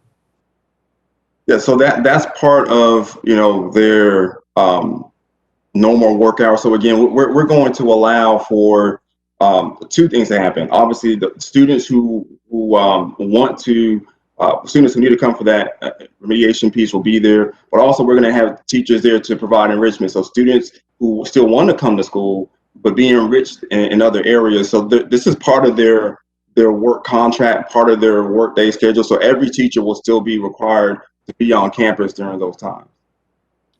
So will every teacher, in essence, be an 11-month employee then? Yes, ma'am. What are salaries like in Pitt County? Because your salary range ran from 43 to 50, I think. 43,000 for 11 months is pretty much poverty. Well, we intended to follow the state schedule for teacher pay for every teacher. It's to work 10 months, not to work 11. I don't think that's reflected in the budget at 11 months.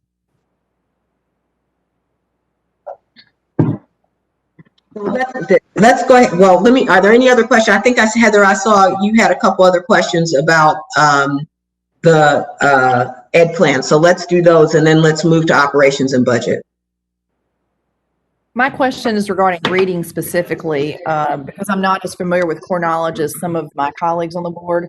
Just what specifically is the plan in reading? I noticed that Eureka Math was planned for the math component. Just would like a little more insight about the reading program. Also, I had a question I put in the chat box about the interest in year-round school, since I think there was some vagueness and some concerns about the survey.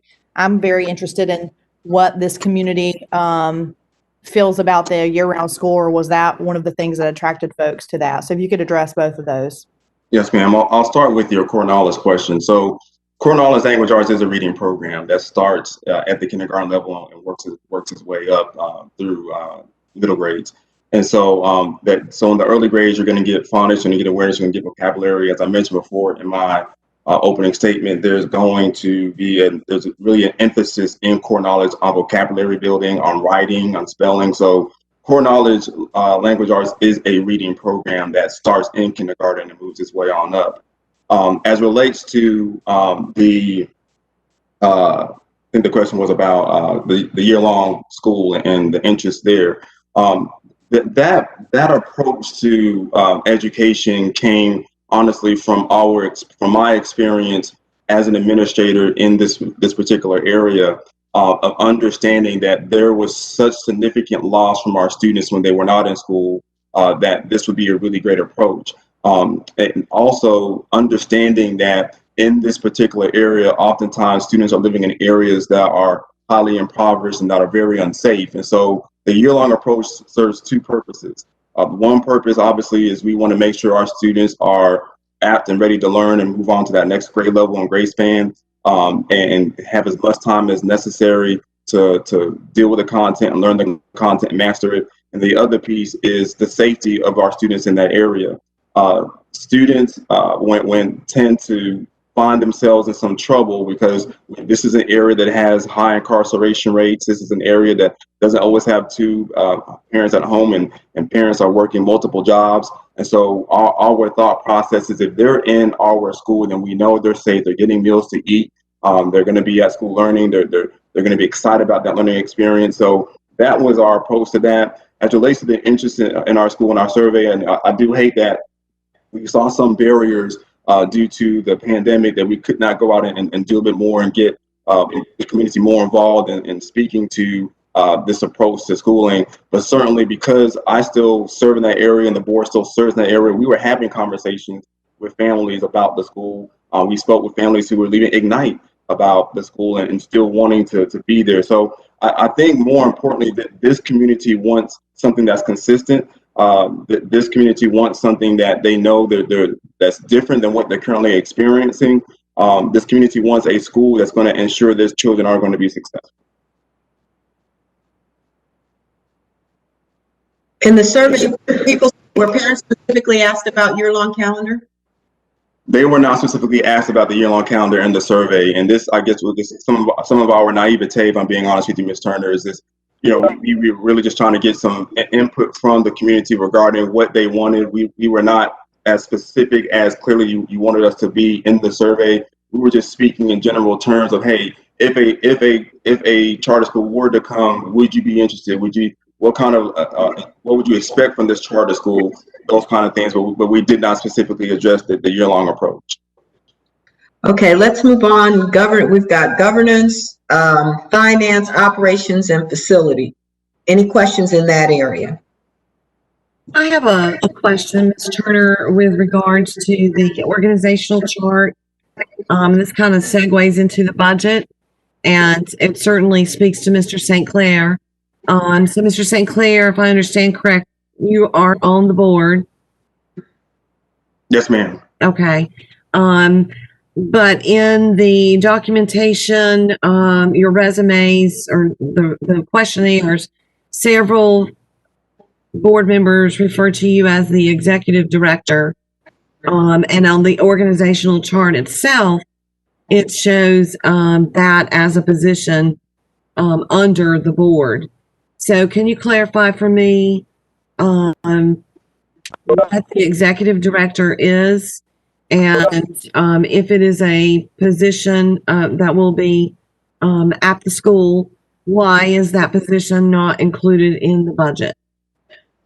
All right, thank you for that question. So I am serving as the executive director of the school, and so in my role, I'm overseeing. I'm going to help to hire a head of school, principal of the school to ensure things are run smoothly. And as it relates to the budget, it actually is in the budget as a line item, and I can have Ms. Morant speak to that in particular. There's a administrator and then lead administrator there, so it is actually in the budget itself. Ms. Morant, do you want to speak to that a little bit?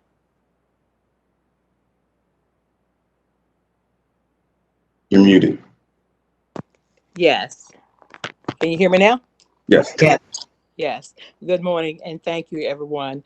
Yes, we currently have in the budget that position listed as the lead administrator, but that is actually, we anticipate that Mr. St. Clair will have wearing various hats, including the executive director, and as he said, overseeing the school. When we become approved, and we believe we will, he will step down as a board member, and when we're ready to hire, he will become the executive director. So so the assistant administrator is your principal? Yes, I believe so at this particular time. You know, I think when we were putting together the budget, we may not have been as consistent with our titles and so forth. That person will serve under the executive director. And I believe we have in the budget that in year 3, we will be hiring a full-time a principal. But at this time, as I said, Mr. St. Clair will be wearing very different hats within the organization. So he will be the executive director as well as leading the school. All right. So when I look at the job descriptions, I didn't see a job description for the executive director. I saw a job description for a principal that you're now saying you won't have in year 1 or 2. No, I'm sorry about that, Ms. Turner. Let me clarify that. Again, just appreciate your patience here. So yes, we will have a principal in year 1 from the time we start our school. I am overseeing, again, just making sure that we do have a qualified person to do so. So I am serving as the executive director, but we are going to have a principal. The titles can be a bit confusing. Clearly they are, and we apologize for that. But we are going to have a principal from day 1 who's going to lead this school. I apologize. And so then the executive director is the operational person or the instructional person or both? And then what's the principal? No, so the principal is your day-to-day person who's going to lead the school. The executive director is more like your superintendent, if you will, just making sure operations are going well, doing what we can to ensure that, we do have our students there and that community outreach piece of it. So that's the role that I'm playing, excuse me. Ms. Turner. Yes. Rita Hare, can we find out which position on the budget Mr. St. Clair is referring to? As far as administration, we have lead administrator and assistant administrator. If he can clarify which one is the principal and which one is him. Yes, ma'am, I sure can. So in the budget, you'll see as lead administrator, that is myself. And the assistant administrator is the principal. Thank you. You're welcome. Okay. Is anybody else on the board planning to work for the school? No, ma'am. So much like what Ms. Morant mentioned, upon approval of the school, I was certainly would step down from the board, and I'll be an employee of the school. And then at that point, we will add another board member to the board. Okay, let's move on to budget because we only have about 5 minutes left. I have some questions like what are the consultation fees, guidance services, and what's enterprise supplies? So I'm sorry, go ahead, Ms. Morant. No, you can answer those questions. Sure. So as it relates to consultation fees, we're speaking of, I mentioned that our partnership with, hold on, let me just pull that out. I don't want to misspeak, so excuse me. I don't want to, just give me 1 second. Ashley, could you also pull that part up, please? So I think it's on the operations budget. Let me pull that up too.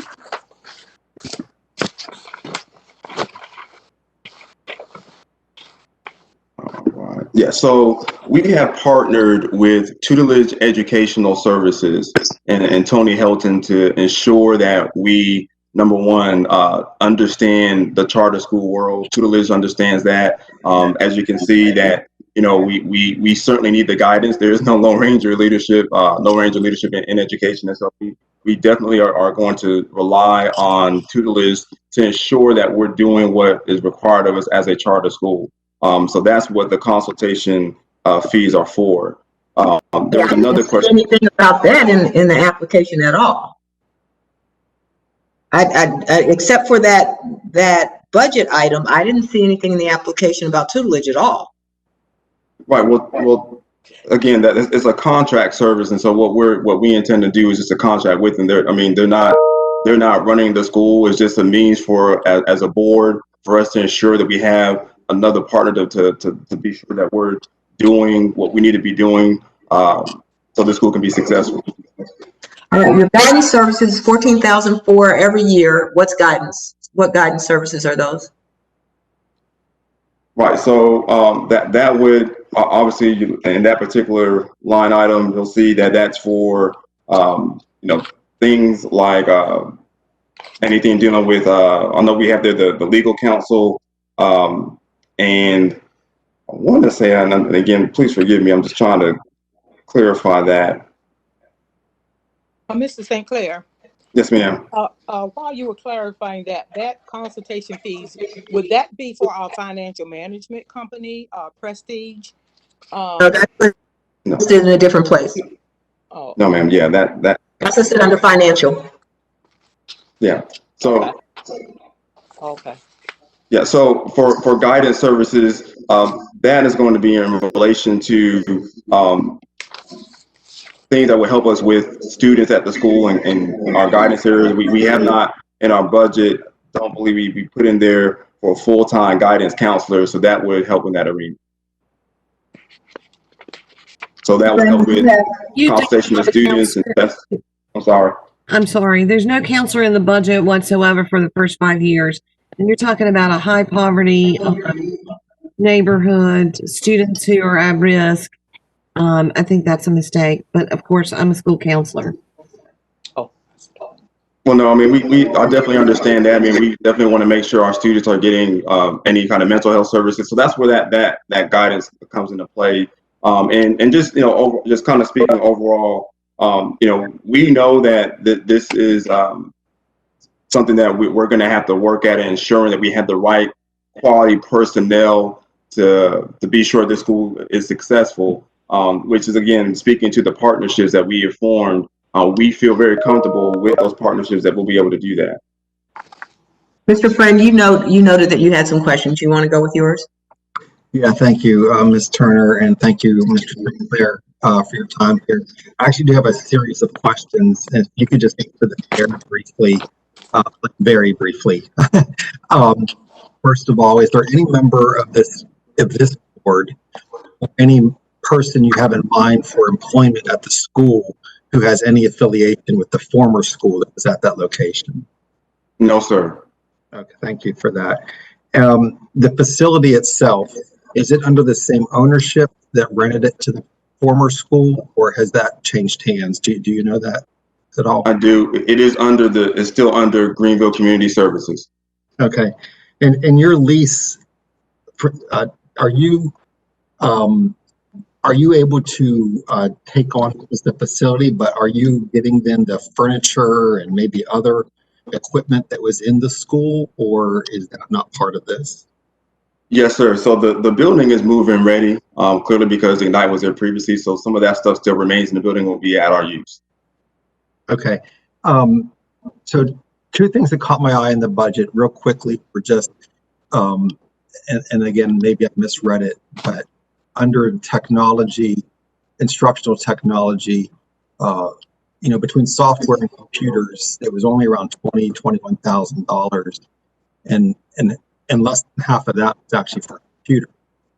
So you can, I don't know even how you equip your staff with computers, let alone if students will have laptops or Chromebooks or something along those lines. So that caught my eye that number seemed low. May need to be adjusted down the road. The other was the itself. Over 5 years, that lease increases by three times the amount that it is in year one. can you explain a little bit why the lease is significantly more 3, 4, 5 years out than it is the first year? Yes, sir. I'm going to allow Milton Fields, our realtor, who sits on the board, to address that question. Go ahead, Milton.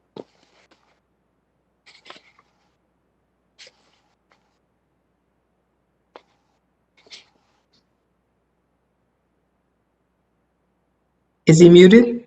He may be. Well, while he's, go ahead, Milton. Okay. That was based on the possible leasehold improvements that would possibly be needed over the next several years. But because of the readiness of the school, that was projected. It is not necessarily figures that would actually take place, because there's no leasehold improvements that will be needed as far as we can see. We just did that in the event that the leasehold improvements were needed. So the figure basically is not a true figure. We projected it just in case they were needed. The rates should remain the same. So Mr. Friend, so the lease is back-ended, just because obviously starting out, trying to ensure that, you know, we're taking care of being fiscally responsible. But as Milton mentioned, you know, it's still very much below what the current market is there. Thank you. And then just one last question, if I may. I know we're up running out of time. I think you may have answered this earlier, but have you had a chance to reach out directly to the families who were enrolled at Ignite Pitt to gauge their level of confidence and commitment to being at your school? Yes, sir. We've had several of our board members have conversations with families who are obviously disappointed that things didn't work out, but are eager to have a school that will meet the needs of their students, the children, excuse me. So we have had a chance to talk with them. Thank you. Thank you for your answers. I have one last budget question. In year one, you're going to spend $15,000 for buses. That's explained. Your process and how you came up with that is explained. But then it goes to $200,000. What happened? Yeah. So what we intend to do because transportation was such an issue at Ignite, getting kids to and from school, our first year, we're going to purchase used buses. We're making a commitment every year thereafter to purchase new buses for our families.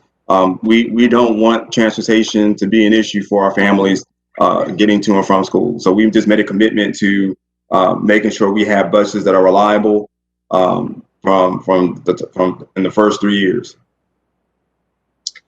Okay. Cheryl, that's our time. Sure. Can I ask you a question?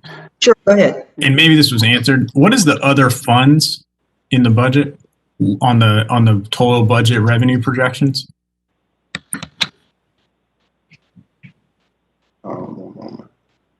It's quite a significant amount over the 5 years. It's 2.4 million. Is that the revenue? Yeah, in the revenue.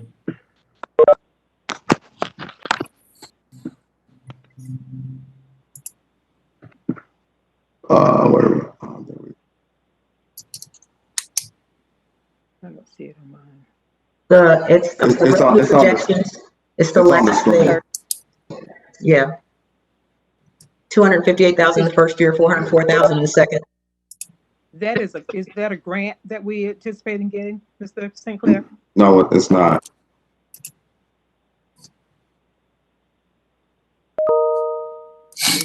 And so I want to say that if I can be, and again, I apologize for not being as clear and ready for this, but I want to say that may have something to do with how we're going to provide lunches for our students, a free and reduced lunch. That's what that is. So I believe that's what that's for. Yes, it is, because I think that's a washout that we have expense for the school lunches. So that's what those funds are for. Okay. At this time, Ashley, how long do they get for their closing? It's a 10-minute closing statement. Wait, let me look. Yes, 10 minutes closing statement. Okay, at this time, you have 10 minutes for your closing statement. Thank you. You've allowed us today for providing you information regarding Pitt County, why Pitt County needs New Haven Global Academy. We have given you just a small amount of information to provide evidence that the students in North Greenville deserve to have a school that is focused on their total development, a school that seeks to transform how they view their ability to learn and how they see themselves. Pitt County needs New Haven Global Academy because the families in that area need an option other than what has been there, because what's been there has not always served the community as it should have. You have heard from board members who have knowledge and skills to establish a school that can meet the needs of the students in the Pitt County area. Again, the uniqueness of this board, even though they weren't able to truly express it today, they have worked and they have lived in North Greenville area, and they know what it takes to reach the families in that area. Each board member is an expert in his or her field of study, as explained in the introduction. If you approve the opening of New Haven Global Academy today, you will not only be providing the approval for a new, dynamic, innovative charter school, but providing the necessary support for so many students who so deserve and need it. Mr. St. Clair will provide you additional final thoughts regarding why you should grant us the approval for New Haven Global Academy. Again, I want to thank the CSAB for taking the time today to meet with us and hear some of our passion and desire to have a school in the North Greenville area. We affectionately refer to North Greenville as north of the river. And let me tell you now that in north of the river, there's a lot of hope. And we believe that hope is a strategy. We believe that grit is a strategy. We believe that, resilience is a strategy that we need to harness at our school so that our students can be, in fact, successful. Make no mistake about it, our goal is to make learning relevant for our students. We want our students we want to reconstruct the way our students see themselves.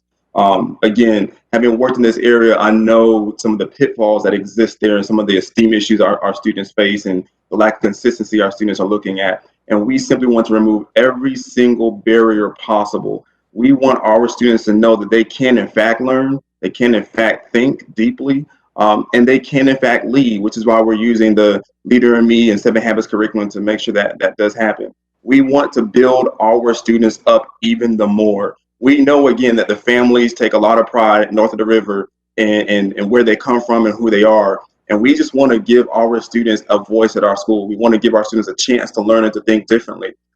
As Dr. Wright mentioned, I can't say enough about the commitment that this board has to the area.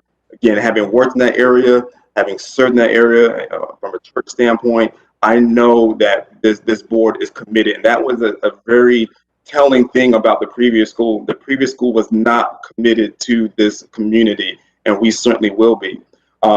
I mentioned before how I believe our role at the school is to connect with this community.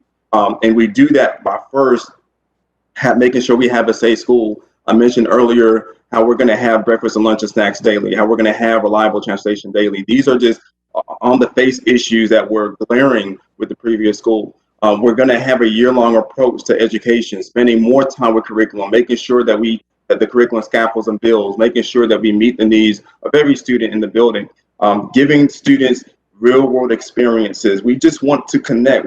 Sometimes when you're living in adverse conditions, you just don't know what's out there. You lack the exposure, and that's what New Haven Global Academy seeks to do. I grew up military, and having moved around as much as we did, I know that exposure to different worlds, it helped me significantly. It's going to help our students to understand there's a world that's so vast that they can really make an impact in. When you think about a New Haven Global Academy graduate, here's some things that I want you all to think about. A student who transitions from New Haven Global Academy to high school is a student who has leadership skills, is a student who is a strong communicator, a student who is a deep thinker and is diverse in what he or she knows and can do. We really want to harness that ability for students, not just to obtain knowledge, but to apply knowledge, which is why I believe the curriculum is going to work well for us. A New Haven Global Academy graduate is a student who is a trailblazer in collaboration, will make an impact in society and in the world that they live in. I really want our students to think beyond just their neighborhood and think about the world. And we believe that we're going to give them the skills to be able to do that. I know my experience as a transformative and servant leader has allowed me to know what it takes to move a school forward. And what that takes is commitment to community, bringing the community in and having them see how they can be a part of the school and a part of their children growing up and being successful. That is something that the previous school did not do. And again, I know we're not comparing the two. We are not Ignite. We're much different than Ignite from our board, from our commitment. But I just want to hone in on the fact that we believe that leadership makes the difference. The leadership of this school is going to allow the school to be successful. We believe in building character in our students. We believe that every student matters. Every student can learn, and every student is a leader.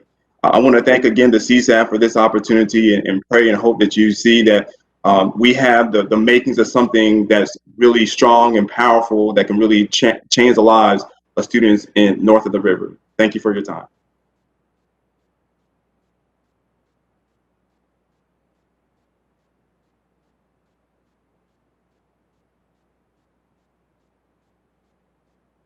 Sorry about that. I'm muted. Ms. Reese brought up something that we didn't clarify that I think it's important to clarify. So before we go into discussion, Ms. Reese, could you address that? Yes, ma'am. So this question is for Bishop Phillips. In the application, it's stated that your church is in the facility. Is this facility going to be shared by the church and the school? Are there different spaces for both? Could you clarify that? And also the before and after school program partnership that you're seeking to start. Yes, ma'am, Cheryl. Thank you for that question. But that we would definitely be different. We're an adjacent building, but it's the classrooms. We would not have a part of that. The only thing that we are there for is to be information and that kind of thing for the school. We do know that the difference between the church and the school, and that would be primarily our role. But they're in a different facility altogether. We are adjacent, but the after school program will be more or less an after school program that will be kind of more or less general, but not so much as specific to that particular school. Will it be located in the church, or will it be located in the church building, or will it be located in the school? It will be located in the church. It's the church part of that building. Okay, thank you. All right, so we need to discuss this application and people's thoughts, please.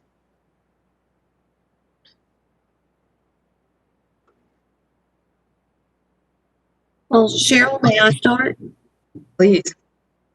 I'm excited that another group is interested in coming into North Pitt County, North Greenville, and has a desire to put the school in a very high needs area, especially with the outcomes of the previous school. So kudos to you. You can certainly feel your passion, and I know that there's going to be a commitment to this school. But for me, there are things about the application that are just a little undone for a first round for me. Some of those are, the ed plan. I know you say you're going to use CK and PBL, but then PBL sounds just like doing culminating projects. The fact that some of the area schools, 6 of the surrounding schools are losing student population. I'm not really sure why that is. The mission in itself we didn't even talk about, but it was a little weak in that it just, it was very simple. I think that parents should know exactly what you're expecting, what you expect. Why not put the leader in me in the mission? You want to create students that are leaders. Also, the year-round piece is really puzzling to me because it just looked like the school calendar was just spread over 11 months. And the fact that parents were not specifically surveyed about a year-round school, and that the expectation is for teachers to work 11 months, then the budget doesn't support that as far if you want to get a teacher to work 11 months. I mean, we're talking about professionals who are used to working 200 days out of the year. Now you want me to work an extra month for less money. So some of those are the things. The budget was just all over the place. For me, the confusion, and I know you, Mr. St. Clair, you did a great job in explaining the language didn't match up. These are things that can be tidied up for next time, but executive director, what's his role, a principal, the executive director wasn't listed in the staffing description at all. But the board itself sounds like a very strong and dedicated board. So, those are just my thoughts, Cheryl. Thank you. Comments, anybody else? Ms. Turner, this is Mr. Friend, if I may say a few Please. words. Please. First of all, I want to appreciate the work that's gone into this application, and Mr. St. Clair for your answering of our questions along with your comments. As some of you know, I'm judging this application on the merits of this board, not the former school. But as some of you know, I was pretty intimately involved in the creation of the former school. And Mr. St. Clair, in that there were leadership challenges and initial staffing challenges that I'll just say this school never recovered from. And the need for this school in this community is strong. I know I can personally give testimony to the meetings I had with community groups and church groups years ago when the initial first school was being conceived. And I would characterize the interactions I had with the folks in the community there as borderline passionate and desperate all at the same time for better opportunities for their students. And it was heartbreaking when the former school was closed. It was also well-deserved. It was deserved because they didn't have the financial and academic performance that we have to have for quality charter schools. I agree with Ms. Reeves. I think there's things here that need to be tidied up for sure. Maybe just tidied up and better articulated both the budget and the ed plan. But I'm inclined to go ahead and support this application. I think what the next step would be, we could either support it right now or give them a second. I'd in the effort to maybe give them opportunity to respond to some of the concerns being raised today, I'd like to support for a second round interview. But there's no doubt that this school is needed in this community. I feel confident in Mr. St. Clair and the folks around them that they have be much better positioned this time around than the former school leadership and board. And the facility is very familiar with it. We often have candidates in front of us that don't even know where the facility is going to be at, and this is a facility that's already been proven for educational use, and that's a big relief and one less stressful point that they'd be facing as they get into the ready, if they get into the ready of the open year. So thank you. Thank you. Any other comments? And Madam Chair, I confer with Ms. Reeves and Mr. Friend, and I think Mr. St. Clair has what it takes to make this school successful, and I would love to see them come back for a second round. This is Hilda Parlay. Is that a motion, Ms. Parlay? I beg your pardon? Is that a motion? Well, I suppose I could make it a motion. I move that we bring back New Haven Global for a second interview. Motion. Second, Heather Van Cannon. Okay, it's been properly moved and seconded. Any question, any discussion on the motion? I'm not going to support the motion. I don't think this application is ready for prime time. And I feel that there's still too many gaps. There is a lot of, we're talking about a lot of students from the jump, from year one in the exact location where we had significant challenges, and Bruce, I respect your vantage point. I also I feel like, as you all know, I feel with that type of situation and, impressive school leader, it's given the challenges with getting students there and whatnot, I feel like it should be airtight, and it's not there yet. I think another year would provide them the on-ramp that they need to ensure that this is going to actually be successful. It worries me a little bit in explaining to the state board how we're going to approve a school in the exact site that we just shut a school down from, and with one of the reasons being they couldn't manage to maintain enrollment. So that's where I'm at. Looking forward to the conversation next month if it goes forward. I'm kind of with Alex on this, mostly because I don't know what they could say next month that anything they say is not what's going to be in this application. I still have more concerns actually about the budget. The whole executive director thing that's not in the app at all. Significant amount of money is set, that's being allotted to it, but it's not in the app at all. There's no job description in the app for this person. I have some concerns about whether a school with 300 kids needs an executive director and a principal. Most of us took that role on and did all of it until we were bigger. And Mr. Sinclair has the skills to do both. And so I have some concerns about why that's necessary. I think the application needs more work. Any other discussion? Hearing none, let's take a roll call on the motion that's before us, please, Ashley.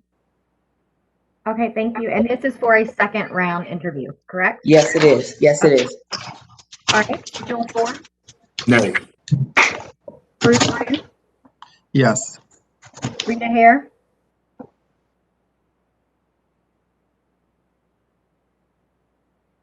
Rita Hare.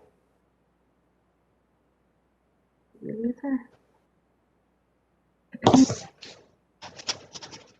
Rita, I see you on here. Are you on here? Can you unmute? Okay. Lynn Kroger. I do not support the motion. Okay. Nicholas Parlay. Yes. Sherry Reeves. On the merits of the application, nay. Cheryl Turner. No. Heather Van Cannon.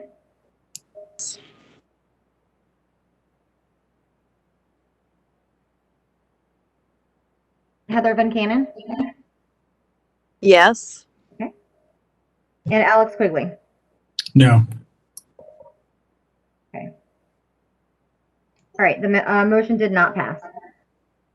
Okay, then we need another motion, please.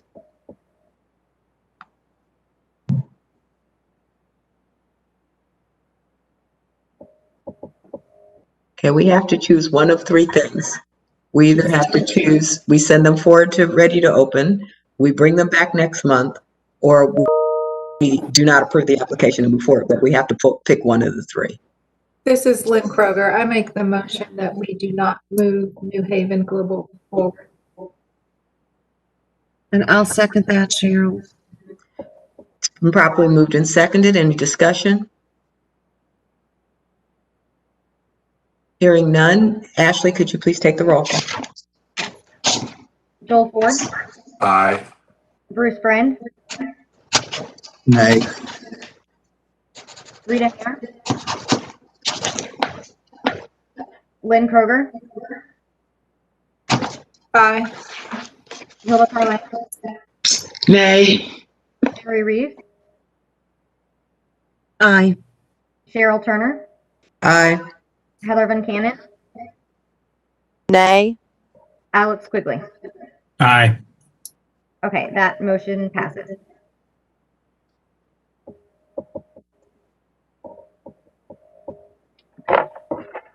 All right, thank you. We're ready to move to our next application.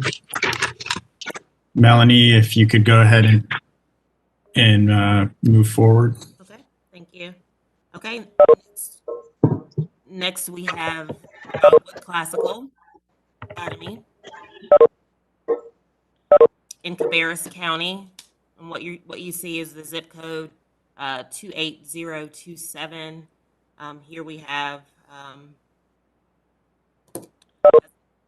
dozen and a half schools here in the general area. You'll see the 3 charters in blue. The LEA schools are in green. And the located site is in red. The proposed site for Dogwood Classical is there in red with proximity to Cabarrus Charter Academy's lower school campus. Okay, next slide, please. Okay, and so slated to open in Cabarrus County in year 1 with K5, 354 students, expanding to K6 with 590 students in year 2. Year 3, K7 with 744 students. They'll meet capacity in year 4 with K8 with 848 students. And year 5, that would be the same number, 848. Dogwood Classical Academy will offer food service through a catering contract. They also will provide transportation to their students. They will utilize the weighted lottery. They do not have a facility as of today, and there was not an LEA impact statement submitted at the time of the application. They are not a repeat applicant. They did not utilize the assistance of an EMO or CMO service. At the time of the application, their application was deemed complete. And so if we're ready now, Ms. Reeves, we can begin with their introduction. Thank you, Melanie. I believe Ms. Shetler is the board chair. Amy, are you with us? Yes, I'm here. So if you would, Amy, introduce yourself briefly. We have read your board resumes, and you can share or invite other board members to share. Basically, give us an overview of your expectations of Dogwood and why there's a need for this particular school in that area. Thank you very much. And I would like to start, I'm just going to start with a quick overview of our board makeup, how we kind of got started in our charter school journey.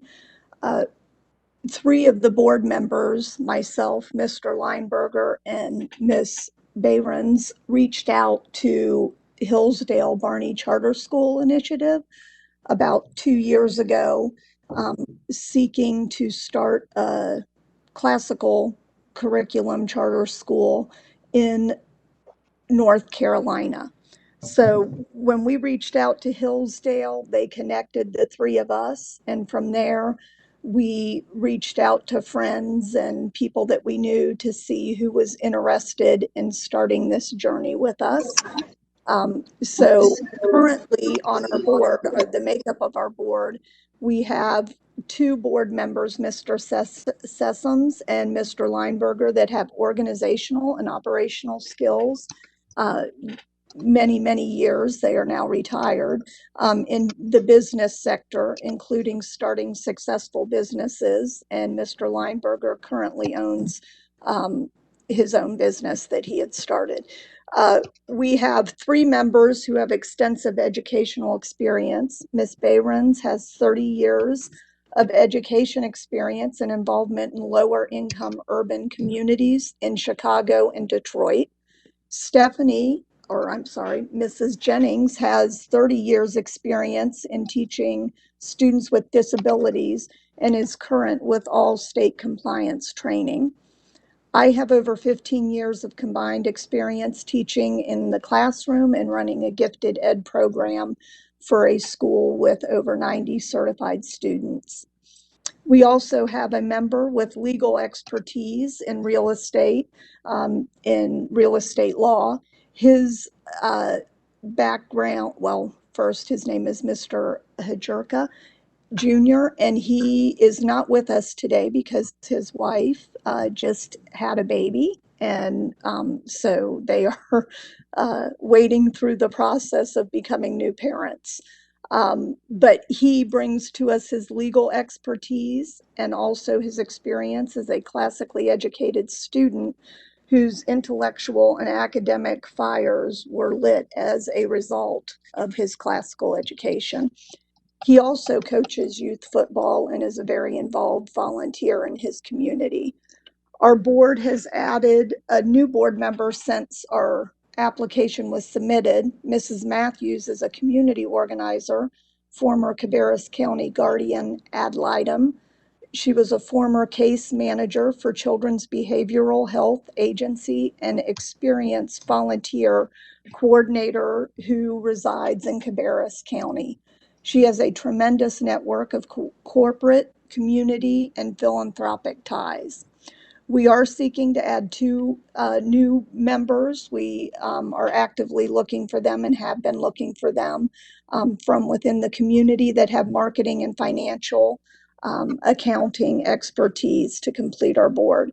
We also have Eric Kuykendall here today. He is the Associate Director of Barney Charter School Initiative. This initiative partners at no cost with boards all over the United States to support the board and provide a comprehensive classical curriculum along with teacher, staff, and board training. They have supported boards of over 20 successful openings of classical schools and continue to support the boards once their schools are open and running. I'm going to ask Gina to jump in here with the rest of the opening statement, please. Good morning. I'd like you to ask you to picture the Jones babies, age 4 to 12, about a dozen children of school age living with their grandmother on the east side of Detroit. All the school age boys had failed at least 1 year of school by 4th grade. They were bright, energetic, funny, absolutely delightful, and endearing children. They were only sometimes bathed, and their clothes came from a pile of goods that one of the mothers unofficially unloaded from a Salvation Army truck that she drove for a living. The African-American principal of their school once referred to them as playing like little piglets in the dirt. On a different occasion, the grandmother said to me in front of the child, "He's retarded. The school said so." I've searched for the Jones kids since then. Tina's little Kenny has died. Jonathan's profile picture displays a fistful of cash. I can't find Christopher. Rico's married and a tattoo artist. At 9, he dreamed of being a police officer. The last time I saw Velvet Ann, she had moved in with someone named Peaches, who her grandmother said was taking care of her. Velvet proudly told me that she drank and smoked weed, she'd had sex, and that Peaches hit her. This to her was what it meant to be an adult. She was 16.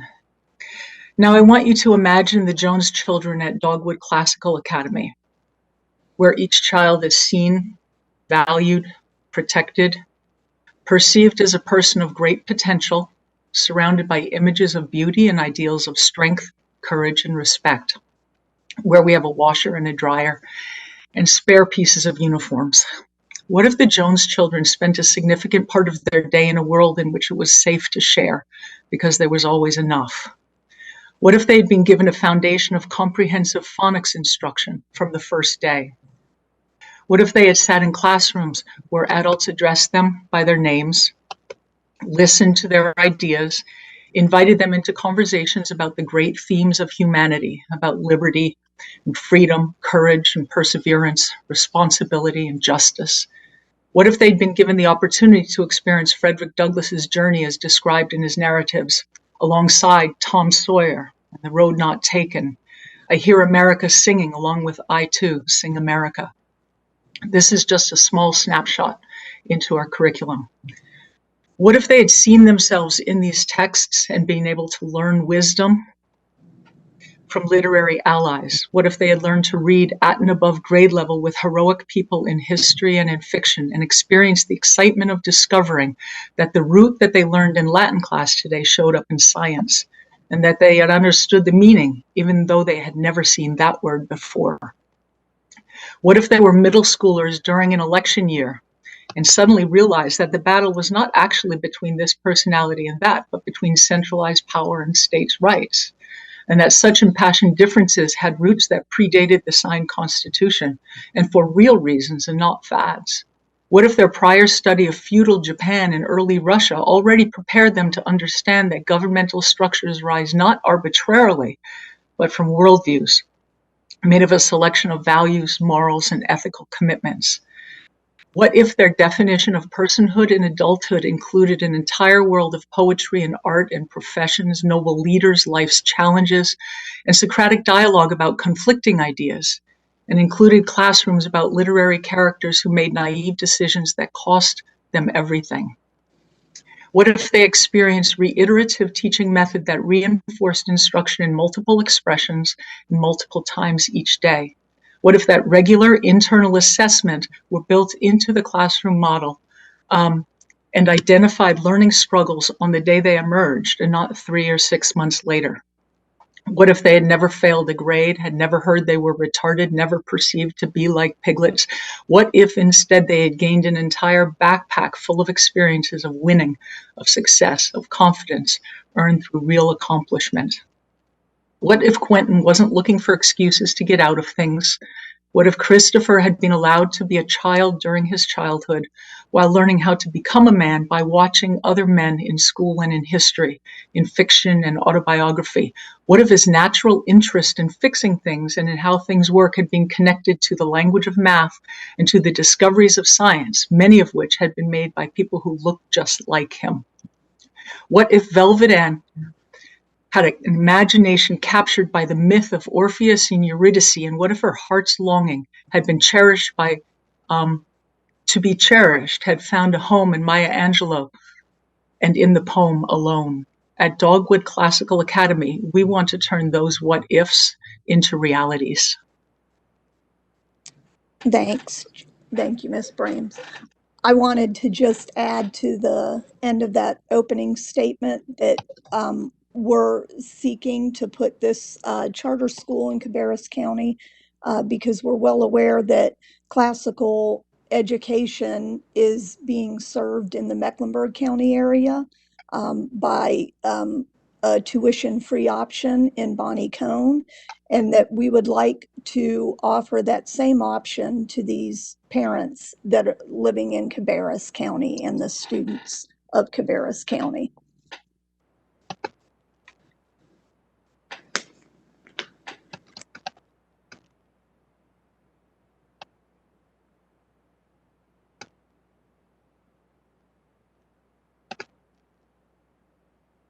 Okay. Now we have about 25 minutes now for deliberation among CSAB. Oh my goodness, Melanie, I was just talking away and didn't realize I was muted. Thank you, Ms. Shetler, for your comments, and Ms. Behrens for your comments. Your last statement, Amy, you referred to opening the school in Cabarrus County because the option is not available there. That was one of my questions when I read the application. According to the information provided in the application, no one on the board lives in Cabarrus County. So how did you come to decide Cabarrus County would be the targeted area? Well, at the time of the application, there were no board members from Cabarrus County, but we have since added, and we are actively looking for the other 2 board member positions for that area of Cabarrus County. But I actually am a Mecklenburg/Cabarrus County resident of over 25 years. I actually lived right on the line there. So my kids participated in Cabarrus County sports activities, as well as church functions, different things that were available in Cabarrus County. But my passion is for that area, kind of that 73 corridor area, because of that, because I raised my kids right there in that area. And I actually lived in a neighborhood that had both a Cabarrus side and a Mecklenburg side to it. So my passion really is for that whole area of North Carolina that is just growing like wildfire. Okay, so I'm going to start with the first question, then I'm going to open it up to my fellow CSAB members. Guys, we'll look at questions regarding enrollment, demographics, the mission initially. So I'll start with my question, and then we will allow the other CSAB members to ask questions before you guys make a response. My question is the same question that I asked the previous board.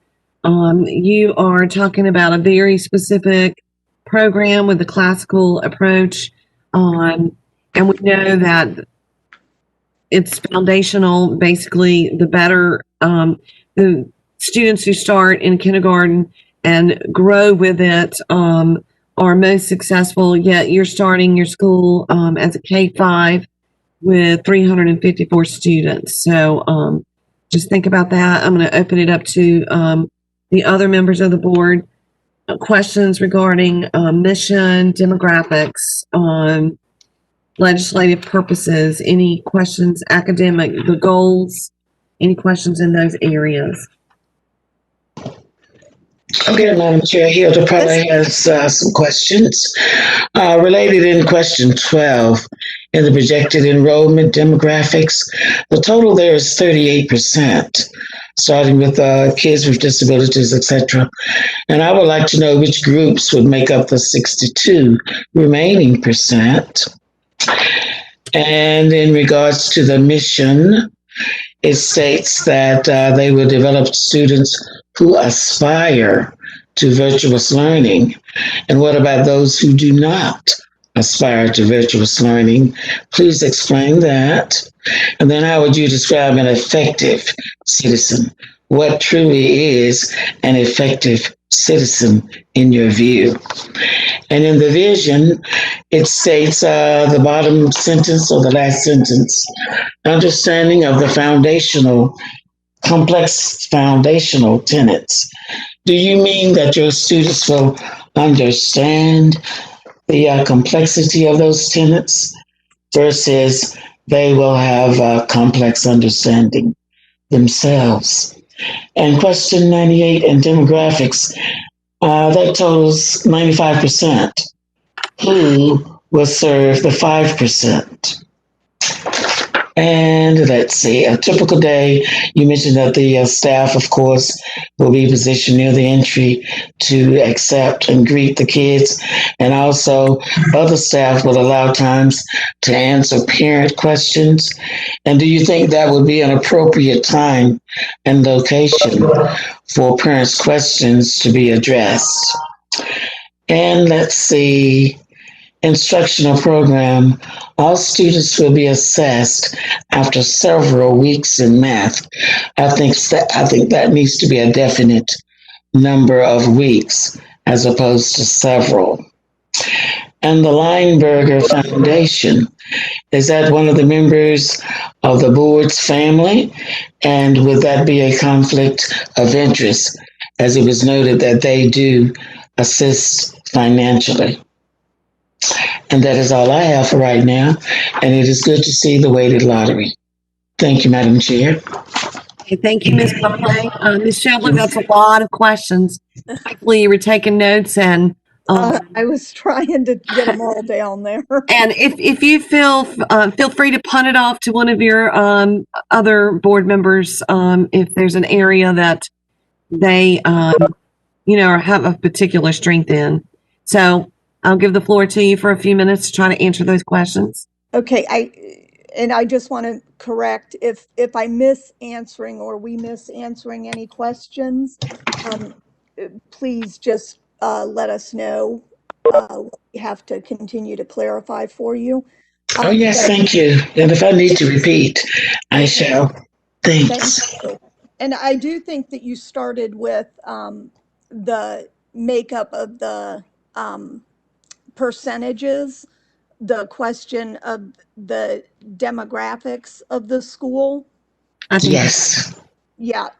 How we arrived at the demographics, our DCA demographics will be 49% white, 21% African American, 19% Hispanic, 10% Asian. Our students with disabilities will be 4%. Our EL students will be 4%, and our free and reduced lunch population would be 30%. The way that we came up with those percentages is that we took schools, 3 surrounding schools, and we looked at the North Carolina report card and took an average of their makeup, demographic makeup, and their free and reduced lunch population, as well as their students with disabilities and their ESL students, their English language learners. So that is where we came up with those demographics for our population. The other concern is the opening up a K-5 school when the upper grades don't have that. Yeah, it's K-8. What our opening year, we would be K-5 and then build off of that. The reason that we decided not to open it as a full K-8 and start as a K-5 was because we wanted to build that foundation. We know that there's so much foundational learning, the core knowledge sequence, the RIGS, writing, curriculum, Singapore math, all of that is very sequentially, foundationally based. So we top loaded or heavy loaded the K3 slots for our students and put a few more students in the K3 opening year and then less students in the 4 or 5 so that we can give time for those students to catch up what they have missed as part of the foundational instruction for the classical curriculum. I believe the next question was about the wording in our mission, a couple places in the mission and vision, and I'm going to go ahead and give that to Gina to answer. I'm sorry, Ms. Bayrams. I'm sorry. Thank you. I'll answer them in reverse. What about the students who don't aspire to virtuous living? The short-term answer is we're actually front-loading the orientation, the introduction, the culture building process in the school with an emphasis actually on the desirability of certain kinds of attributes like mutual respect, personal responsibility, charitable conduct towards one another. And this is going to be built in not just through sort of a disciplinary code, which seems to suggest punishment, but also by way of the entire culture of talking about exploring and honoring certain kinds of conduct, certain kinds of heroic and noble and dignified conduct. And so I think that in general, we're hoping that we're intending that the culture is actually going to support the cultivation of a desire for certain kinds of things. And simultaneously, kids are kids, so they're going to experiment with aspiring to other kinds of things. And I think we understand that a school is a place where there is a maturation process. But in general, I would say that the virtues that we are actually elevating are not aspirations that people would not want. We would not want to teach our children irresponsibility and disrespect and these kind of things. So we're not picking attributes that in general parents are not going to desire to cultivate and reinforce within their families.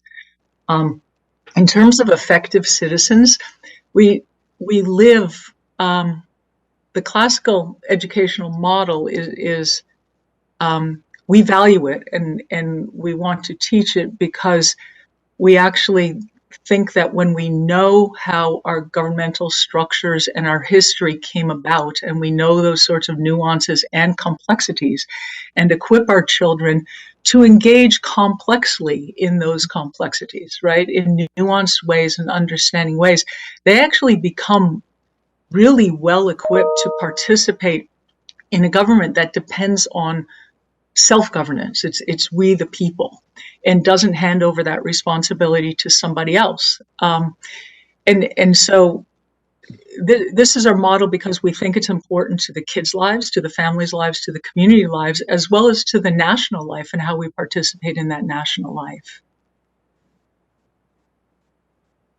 Ms. Parlay, are you satisfied? Thank you. Okay.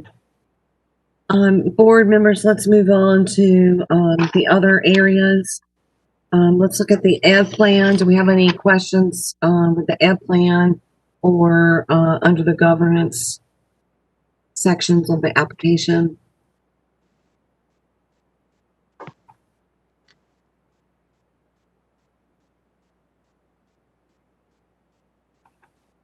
Hearing none, let's move on to operations. Ms. Hare has some questions in the chat box. Oh, okay. I'm sorry, Rita. I don't see anything. Let me scroll down.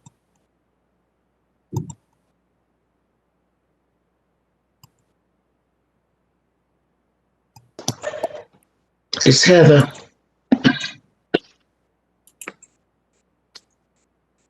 I had a couple questions on the ed plan. Okay. Go ahead with the ed plan, Alex, while I read Rita's questions.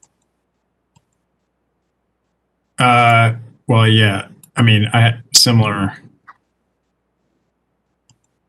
Well, she's got a. Okay. Well, I'll ask some curriculum questions first. So. Okay.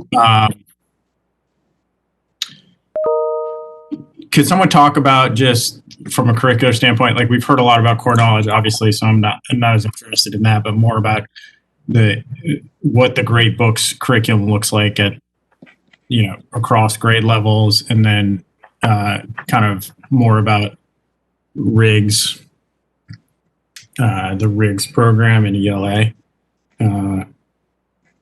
Just kind of interested to hear some folks talk about that. Okay, thank you. I'm going to hand this to Ms. Brums again. Abrams, sorry. That's all right. I answered to a wide variety. We're so used to being first name, sorry. Yeah. Maybe a best way to respond to that might be just a bit of a snapshot of the 5th grade curriculum. They take up in 5th grade, and this will be obviously a bit broad brushstroke, but they take up various readings in literature, some of which I referenced earlier, that are 5th grade readings in poetry and drama. They will be reading Shakespeare, right? It's a rigorous curriculum, but they will also be reading things that are American literature. And at the same time, they will be reading in history that's sort of a comprehensive history, so that they will be studying aspects of what's going on around the world, and they can perceive what's going on at that time in the United States as part of a larger worldwide movement. The interesting thing, so for example, the age of exploration emerging out of the European continent is driven also very much by scientific experimentation. So to speak of science is to speak of history. To speak of history is to speak of literature. So we're teaching sort of a comprehensive world of ideas and history of ideas, because none of these are happening in isolation. The foundation for all of this and is actually that the kids have gained the foundational pieces of literacy, right, through phonetic instruction, which is multisensory by way of just the classical teaching model. It's auditory, it's visual, it's kinesthetic, and so it's tactile, and so students can access the information by many different streams just by virtue of the interconnectedness of the curriculum. It's not going to be one hit and gone. There will be multiple entry points to the curriculum. So there will be sort of reiterations as well as then scaffolding in those contexts.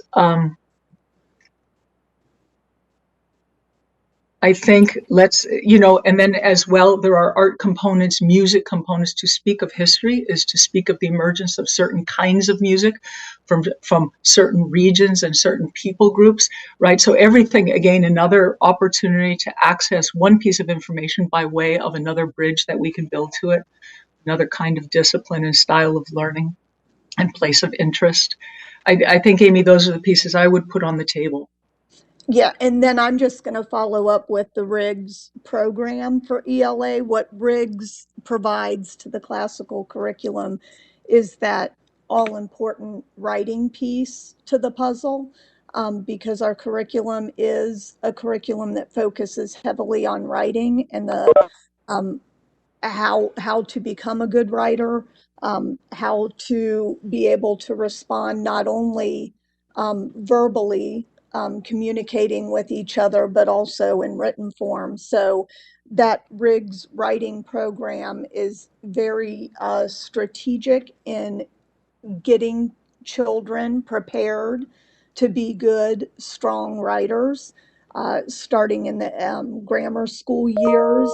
And that's really what a lot of the reading program is focused on, is that writing piece, because they're just intertwined with each other. To be a good reader, you have to be able to write and understand the written language and the components of it. What makes up a good sentence? What are the jobs of the words in those sentences? And that's the piece of the puzzle that the RIGS program, the writing program, brings to the classical curriculum. And if I may jump in again, in response to the comment at the very beginning, Ms. Sherry, we are intending to introduce the early grade level phonics component for the older students, so they don't suddenly show up in 4th and 5th grade having missed a significant part of the foundation building. We're going to have to circle backwards in order to build that foundation to go forwards. So they're not going to be functioning in a bit of a vacuum for the remaining years in this school and in school in general. Thank you for responding to that, Gina. Our time is almost up on CSAB members, so I do want us to move to the budget. Ms. Hare, Dr. Hare had a couple questions regarding the budget. Melanie, in the chart that you gave us initially, did it show year one enrollment at 324 or 354? Because I believe the budget is based on 354 students. The chart is at 354. Okay. Rita, if you could put in the text box where you saw the 324. Another question Dr. Hare had was year two, you branch into the middle school, yet you only have one middle school teacher. Can someone explain how you will operate? I'm assuming your class is going to be self-contained, but once you move into middle school, you're certified by subject area. So someone could answer that. Just that specific question, or do you want me to start with the 324 students?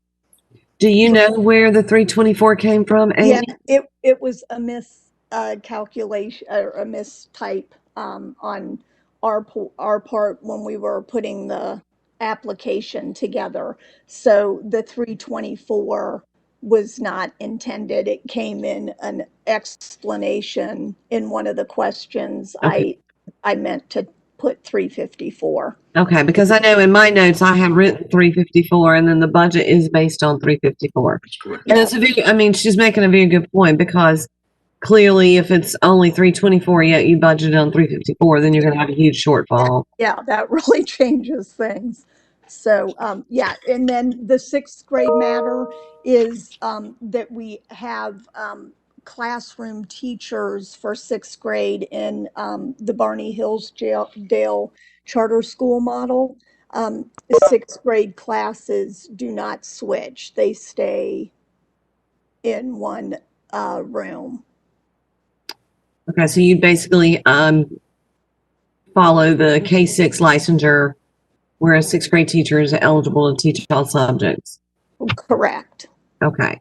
So that If would I could change address, if I could add one point to this, we in first year we have, as you said, 354 students, and we have 24 teachers, 36 teachers, which is a very low student to teacher ratio. So we have the flexibility to move some people around. Okay, I don't see 36 teachers in year one. Well, there are 28 classroom teachers. We have 3 assistants, 1 exceptional, 1 art, 1 media, 1 music, and 1 PE. Okay, the budget's showing 16 core teachers, 5 electives, that's 21, 1 exceptional is 22. That's 22. Teacher assistants, if you throw them in the count and bring your student ratio down, that's 26. Yeah, I see on the budget line here where it says instructional personnel, total instructional personnel is 27. Arch is, I think he's referencing a sheet that we're looking into what it looks like when we add the 7th and 8th grade teachers. But that was not off of our budget. That's a separate sheet that we just continued to work on and modify. Gotcha. That's correct. Yeah. And that answers my question. Once you get to, when you add 7th and 8th graders, you will have to have multiple teachers per. Correct. Level. Yep. They will be subject specific. Correct. Okay. Yeah. Board members, do we have any further questions about the budget? I had one question. If you could just clarify for me, whoever is in charge of the financing or the financial side of the board, in your letters of commitment, you had the BC Construction Group, which I believe you are going to rely on for building a facility. And in that, they said that they could provide source funding for startup funds. And I believe you put some of those funds in the budget up to $1 million, but you only access or would only access, I think it said 850. And then there was also a letter of support from BB&T Capital Markets for funding to build that construction. But then there was also a letter from Performance Charter School Development regarding facility finance. So is that like a backup plan? Could you just explain how that financial piece, the upfront money, how that is going to look for you guys? Yes, I'm going to hand that off to Mr. Lineberger and Mr. Sessoms. And Mr. Lineberger, I think there was a previous question regarding your namesake, and the Lineberger Foundation, if they're one and the same relation, is that a conflict of interest? The Lineberger Foundation started in 1942 and has continued over the years to make many contributions to educational institutions, including the University of North Carolina and several prep schools around the Southeast. The Lineberger Foundation is committed to the Hillsdale model, and that is what our commitment is to. I am not an employee of the Lineberger Foundation. I am a director. The school, I'm not an employee of Dogwood, so I don't understand how there could be a conflict of interest simply by contributing money. Well, if your contribution was going to sway something from the board's perspective, that would be a conflict of interest. Well, you don't know our board as well as I do. Yeah, well, and we do see how that could get intertwined with each other, but we are committed to, we've spent 2 years working with Barney Charter School and being mentored by them. We are committed to their model of education and their mentoring. So that's what our commitment on the board is to. The funds that we would receive from the Lineberger Foundation would be just funds and contribution donations with no strings attached. So, Mr. Lineberger, Mr. Sassman, you want to speak to the other questions regarding the funding? And we need to, if you could, I'm sorry, do it quickly because now we're into your wrap-up time. Woody? Sure. This is Woody Sessoms, and thank you for having us, and thank you for your service, by the way, to the state of North Carolina. So we're looking at a number of different firms to go with around financing and different models. I would say at no point in time, and we modeled our debt servicing at around 6%, and at no point in time would our debt servicing be more than 19.5% of our anticipated revenues. We do anticipate on going to a bond offer just as soon as possible. And then we have contingencies with a number of companies and a number of models where that if we need to do some, year one or year two financing and have that capitalized due to issues around student enrollment, then, we have that contingency as well. We try to be very, very conservative and show in our budget both in terms of the capital budget and then the operating aspects of it, worst case analysis. So what you see here in our budget is building with a developer. And then again, it would be going to a bond initiative just as soon as we possibly could. And we'll also be exploring grants such as the NC Access grant to help us with year zero. So we'd be happy to entertain any questions, but we have taken a very, very conservative approach and took the worst case approach. And the surpluses that you see in our budget, those are really contingent funds. We know that there's certainly going to be some hiccups and some things that we didn't anticipate. Maybe we need another bus, maybe we need another bus service, those types of things. So we've left us with some rainy day funds until, we really understand our site, the location, the model we're going to go with, as well as the financing. Okay, thank you. All right, Ms. Shedler, this is the board's opportunity to persuade us, convince us why this school is needed in that area. Okay, thank you very much. In closing, I would like to ask the board to approve our school, not because Dogwood Classical Academy would transform one type of student's life in Cabarrus County, but because this kind of education can transform all students' lives from any background and for any aspiration in the Cabarrus County area. The curriculum of a classical education does not claim a narrow field of specialization or a market niche for itself. Dogwood Classical Academy's curriculum focuses on all human knowledge, from the arts to the sciences, history, and mathematics. The Dogwood curriculum does not permit students to evade issues they cannot understand or ways of thinking they cannot handle. Instead, Dogwood will help students confront sources of misunderstanding with well-formed questions and develop their intellectual powers through grade level appropriate content analysis and research experience. The curriculum has been carefully and successfully crafted and implemented in 22 schools by Hillsdale Barney Charter Initiative to prepare students for self-government by nurturing the growth of wisdom and virtue within them.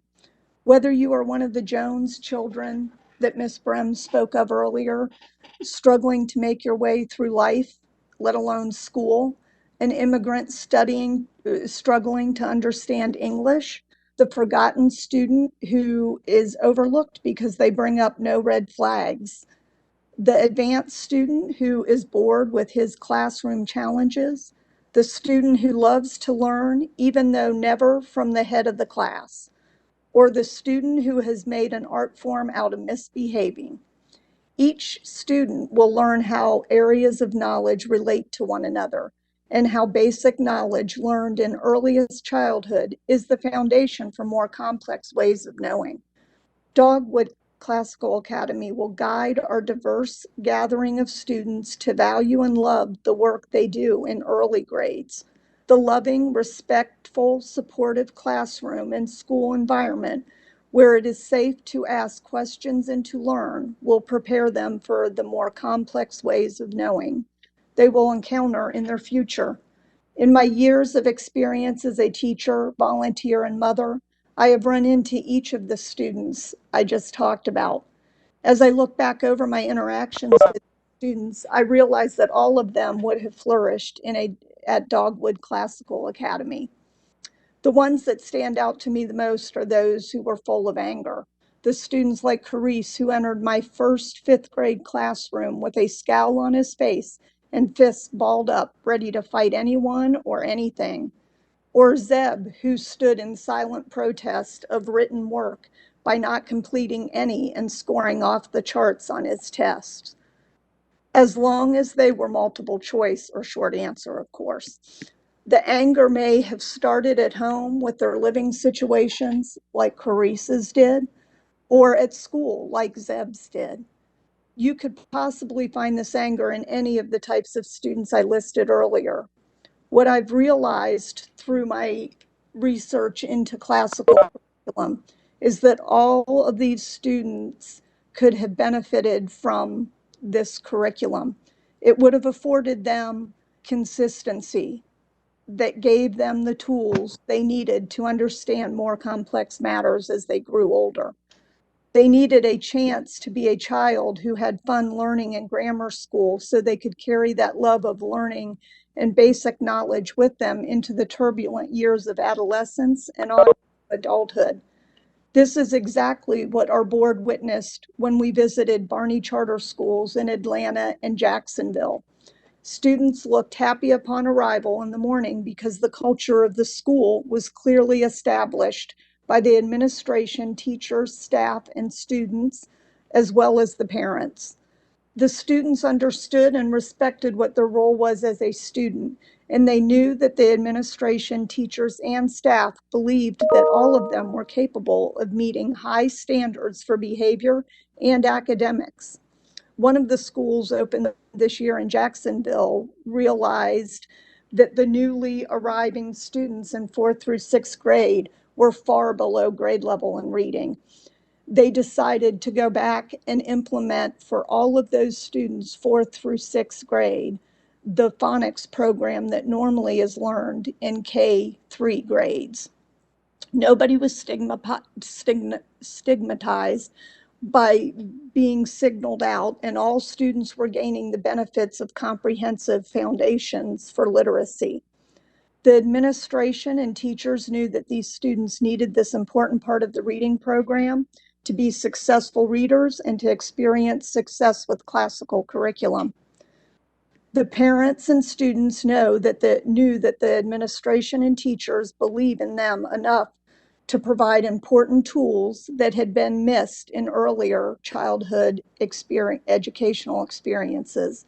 At Atlanta Classical, we witnessed what a veteran Barney Charter School could look like after establishing their school culture. As students arrived at school, they were greeted with a smile from the headmaster as he referred to them by name and offered a message of encouragement as they started their school day. The students self-governed as they headed to their classes, respectfully conversing with their classmates, laughing amongst themselves. What was noticeably missing were hall monitors posted in every hallway. Even the younger students, with a smile on their face, went in an orderly manner to the gym where a couple of teachers watched over the K2 students while the fellow K2 teachers prepared for the school day in their classrooms. The students sat eagerly awaiting the reciting of the Pledge of Allegiance and the read aloud of Treasure Island that would be conducted by the head of the school before students were released to their classroom teachers for the day filled with purposeful learning. What we saw at these schools were communities of learning. Teachers and students shared an idealistic and even visionary aim. Their schools were humane, disciplined, and stimulating. Our board witnessed how deeply personal classical education is. Teachers were coaches and mentors of their students at these schools. Their classes were not organized around lectures and multiple choice tests. In the lower grades, they were organized around reciting rhymes, songs, and listening to classical literature. In the upper grades, they were organized around Socratic dialogues that provoked clear thinking and fresh insights. Students inquired into the textual content, writing style, and lives, motivations, and decisions of the characters about whom they read. We witnessed school culture that made demands on students while inspiring them to love their daily work of learning. Our board went through a rigorous application process to become a Barney Charter School. This partnership offers us guidance for our board, support for our teacher training and recruitment, along with a complete curriculum for grades K-8. Mr. Kuykendall will serve as our personal mentor as we navigate the steps it takes to make our school mission and vision come to life. There are over 20 successful Barney Charter schools located throughout the United States that will serve as valuable resources to guide our board through the journey we are about to embark on, which we have already embarked on. Thank you, Amy. Did you see my little smiley said time? Oh, I'm sorry. No, let me show you. But I just wanted to end by thank you for your time and your consideration to our school today. Thank you very much, you guys. Okay, thank you, and thank you to your other board members. We appreciate you coming in and sharing with us today. So, CSAB, we will go through deliberation at this point. Miss Dr. Hare is having technical difficulties and cannot speak, so she's having to use the chat feature. She does have some other questions still regarding the budget primarily. Heather has some concerns about the need for the school. I know we got the speech from Ms. Behrens at the beginning, and then as Ms. Shetler just reiterated, we clearly get the message that the classical model is designed for every student. But the question, I think the lingering questions for some of the board members are the fact that the survey data was very weak. There were only 25 surveys. There were letters of support from some, a congresswoman, the Optimist Club, a business owner, a law firm, but the parental surveys, I think there were only 25. And we're talking about in the opening speech, we were talking about reaching this impoverished family, this family that clearly needs a model of education like this. Yet the targeted area, all the schools are well outperforming the state and reading, math, and science. It begs the question, is there a need? Has sufficient work been done for parents to be requesting a school in this area? So those are some of the thoughts that were coming through in the chat area. There was also a question about the computer budget, which was pretty high, although in the narrative, I think the application stated that, the classical model itself does not lend itself to technology per se. That's technology is secondhand. So other thoughts from other board members, questions or concerns? This is our time for deliberating and then making our decision. You didn't want me to speak to those questions quickly? No, it's time for the board members, our board members, to discuss. Okay. Sherry, this is Cheryl. Given all those questions that we still have, and not the time for her to respond to them, I would suggest that we bring them back next month for a second interview. Okay. Would you like to make that a motion, Ms. Turner, unless somebody else on the board? Any further comments from CSAB members? Okay, then I'll make that a motion. I agree with Cheryl. I would move that we bring Dogwood Classical Academy back next month for a second interview. And this is Lynn Kroger. I second that. Okay, so we have a motion that has been properly moved and seconded. Any discussion on the motion?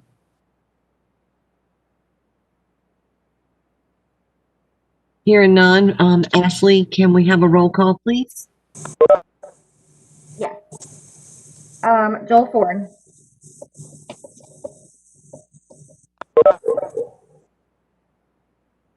Mr. Ford, are you still there? Okay. Bruce Friend? Yes. Rita has told me in the chat that she is voting yes. Lynn Kroger? Yes. Hilda Parlay? Yes. Sherry Reeves? Yes. Cheryl Turner? Yes. Heather Van Cannon? Yes. Alex Quigley? Yes. All right, the motion passes for a second round interview.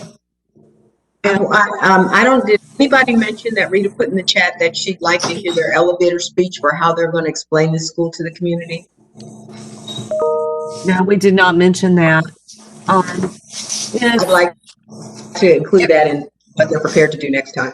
Yes, if board members would please, any questions, lingering thoughts or questions that you have for Dogwood Classical that you would like further clarification on, if you would get those to Melanie, if you will email those to Melanie within the next few days so that she can get a list together and share with the Dogwood Classical Board.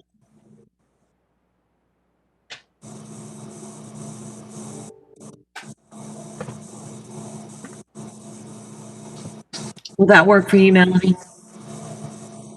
Yes, that is fine. Thank you. Okay.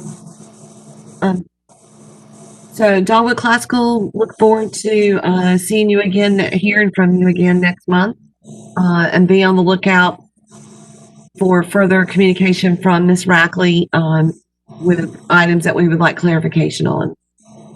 Yes, thank you very much. Thank you very much. Thank you. Yes, thank you. Thank you. All right, Chair Quigley, we can move right into the renewal school interviews or take a quick break, whatever We've been going on for a while. Why don't we take a 10-minute break, and I'm going to recuse from help you start. I'll hand it over to the managing the renewals to handle that. Okay. So we will come back in 10 minutes, everyone. Thank you.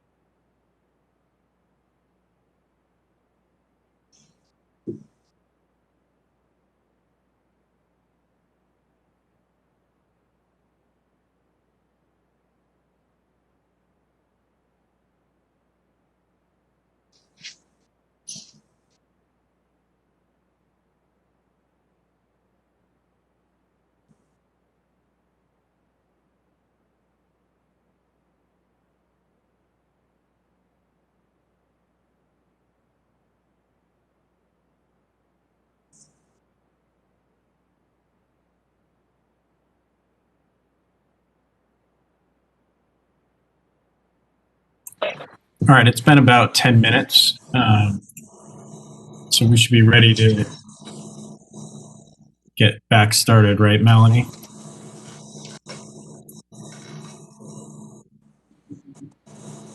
Yep, we are started. We are ready. All right. Moving So on I'm to gonna the pass it off to Cheryl and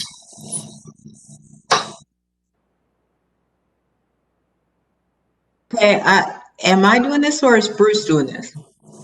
Bruce is going to lead the renewal discussions, but tomorrow you'll lead the recommendation. The vote? Yes. Okay, thanks. You're welcome. So thank you, Dr. Turner. Welcome, everybody. We do have three schools that we are going to have a renewal discussion with. Before we get started, I'm going to hand it over to Dr. Cooper, and maybe she could provide some background on each of these, on the process, a reminder of the process, and Dr. Cooper. Absolutely. Thank you, Mr. Friend. So the schools that you have before you today, or that will present today, are schools that have fallen within the 7-year category. You have Healthy Start Academy. You also have Union Day Indian Trail. But the third school that you have before you today is Central Wake, and they are actually an alternative program, meaning it's a dropout prevention school. So they will have a little bit of a different angle to present to you today. But all three schools have been prepped for their presentation, and they are online, present, and ready to go. Do you have any questions for me before we get started, Mr. Friend or board? I actually think I have a question after we're done with the discussion of the three schools.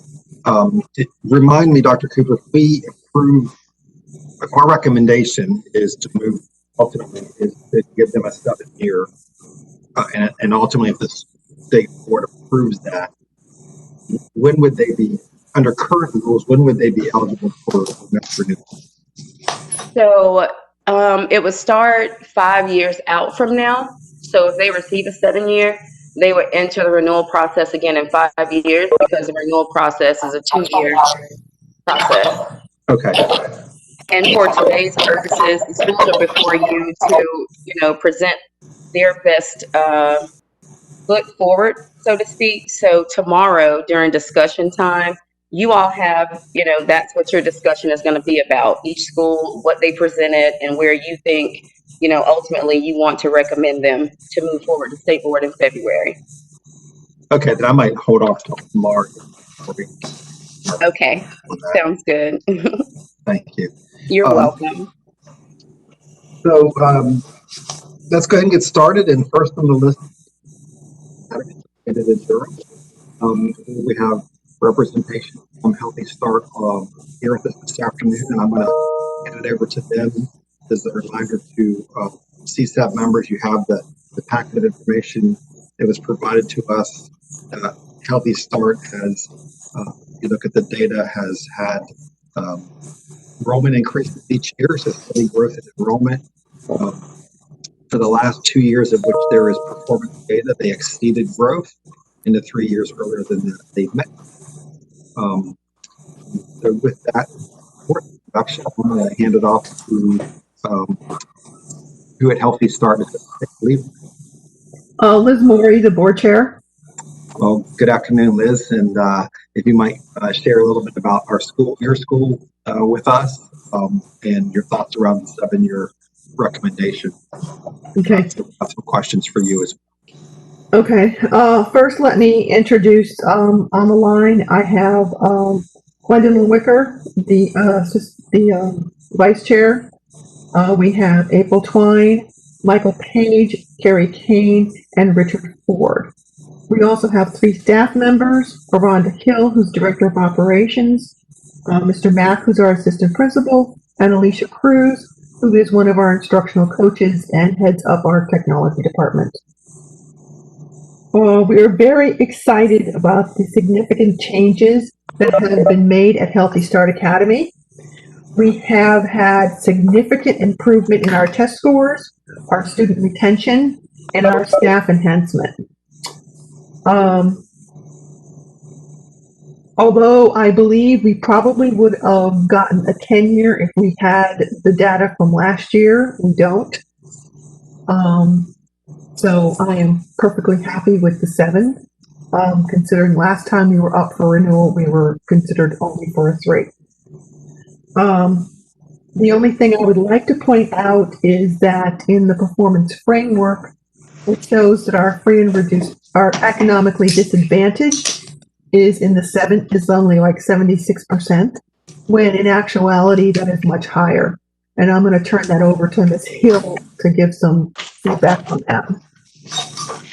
Good afternoon, CSAP board members. Since established in 1997, Healthy Start Academy has served students from economically disadvantaged households and participated in the USDA National School Breakfast and Lunch Program. I first joined the school in 1999 and have worked with the school nutrition program since that year.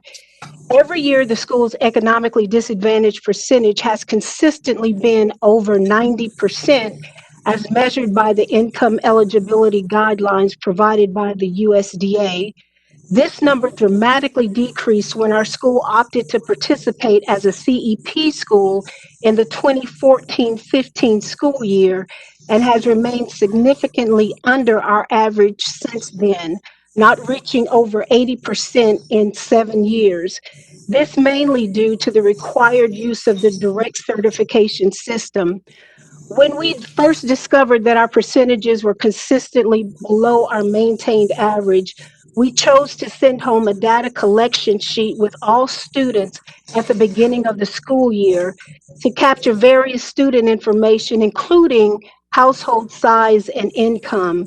This information was then compared to the current year's income eligibility guidelines, and as we thought, measured significantly above what the direct certification system matched in PowerSchool.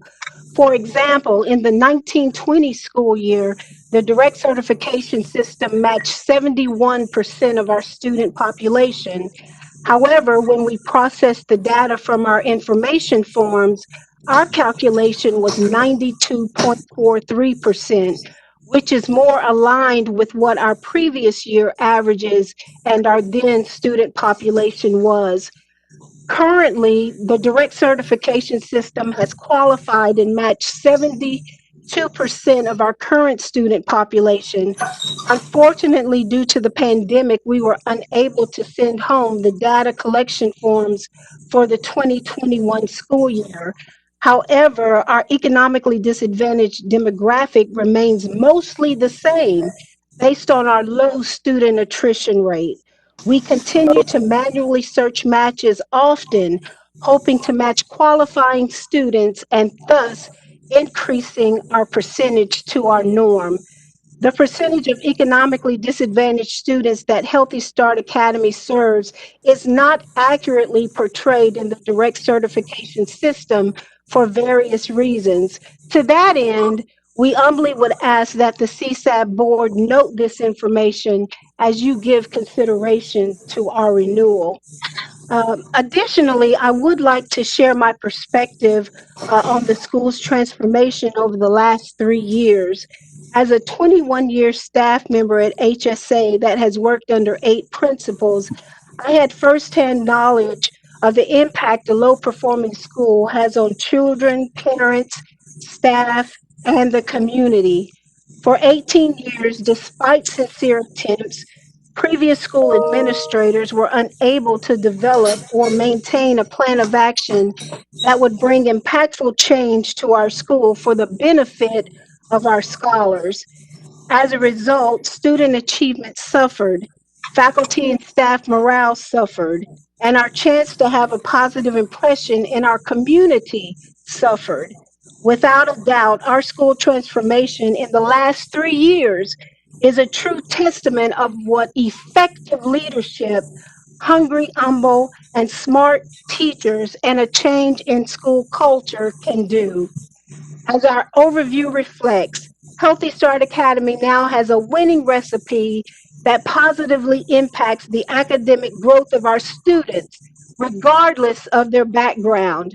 As a school community, we remain driven and dedicated to our student academic success and our mission to prepare scholars with the academic skills and character traits necessary to succeed in college track public and private high schools.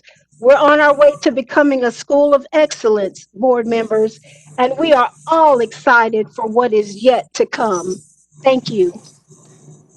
Thank you for that. And we'll noted the discrepancy you identified in the summary. Thank you for. Thank you too for the overview provided as part of our material. Very thorough, and I like to read that. Had you done testing last year based upon the internal work you've done with your assessments? It looks like you feel confident you would have done even better. But that is very good to know. Before I hand it off to CSAB members to ask questions, I have 2 very quick questions. One is, what is your current year enrollment, and what is your enrollment anticipated to be next year?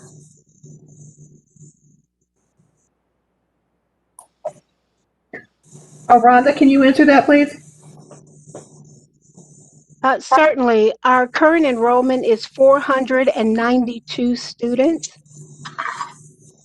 and we are anticipating between 498 and 500 students for next year. Thank you very much. I'll open it up now for other questions that the CSAB members may have for helping.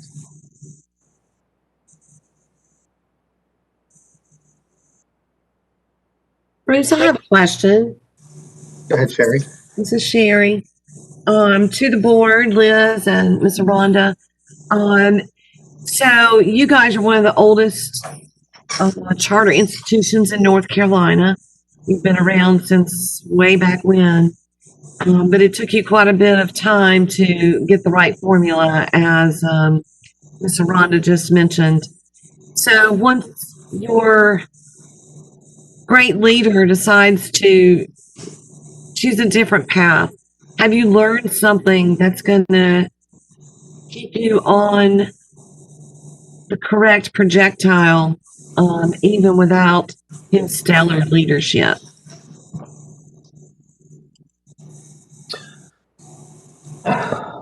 Good question. Well, it gives us pause to help us decide how to recruit for that next leader we want. Now that you've seen one that has done what we wanted to have done. I mean, the school has always had good finance, good audits. The only piece we were missing was that culture piece. And now that we have that, we now know what that looks like. So I think we'll be much more cautious and much more deliberative in how the school looks for the next person to come in and lead the school.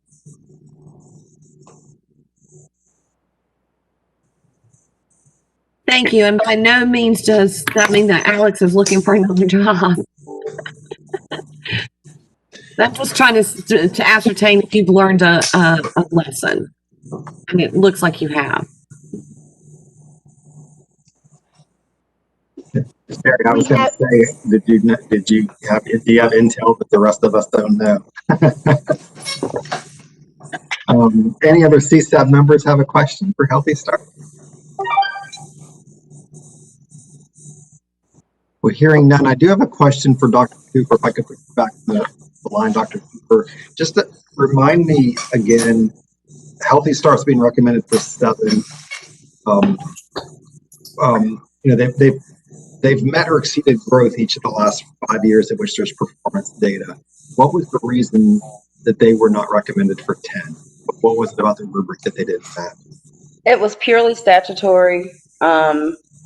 Honestly, the schools that have fallen within the 7-year category, aside from, of course, the alternative model, it was a lack of data for last year that I feel, you know, has landed them in the 7-year category.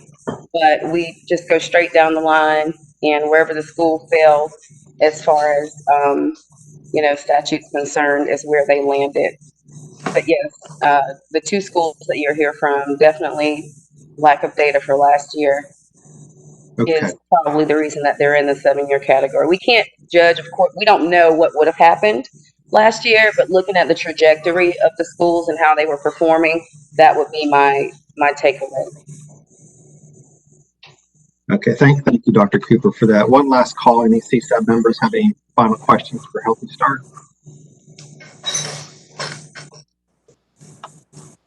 All right, if not, thank you everyone for joining us here this afternoon. You're welcome to stay on. We're going to move on to Union Prep Academy.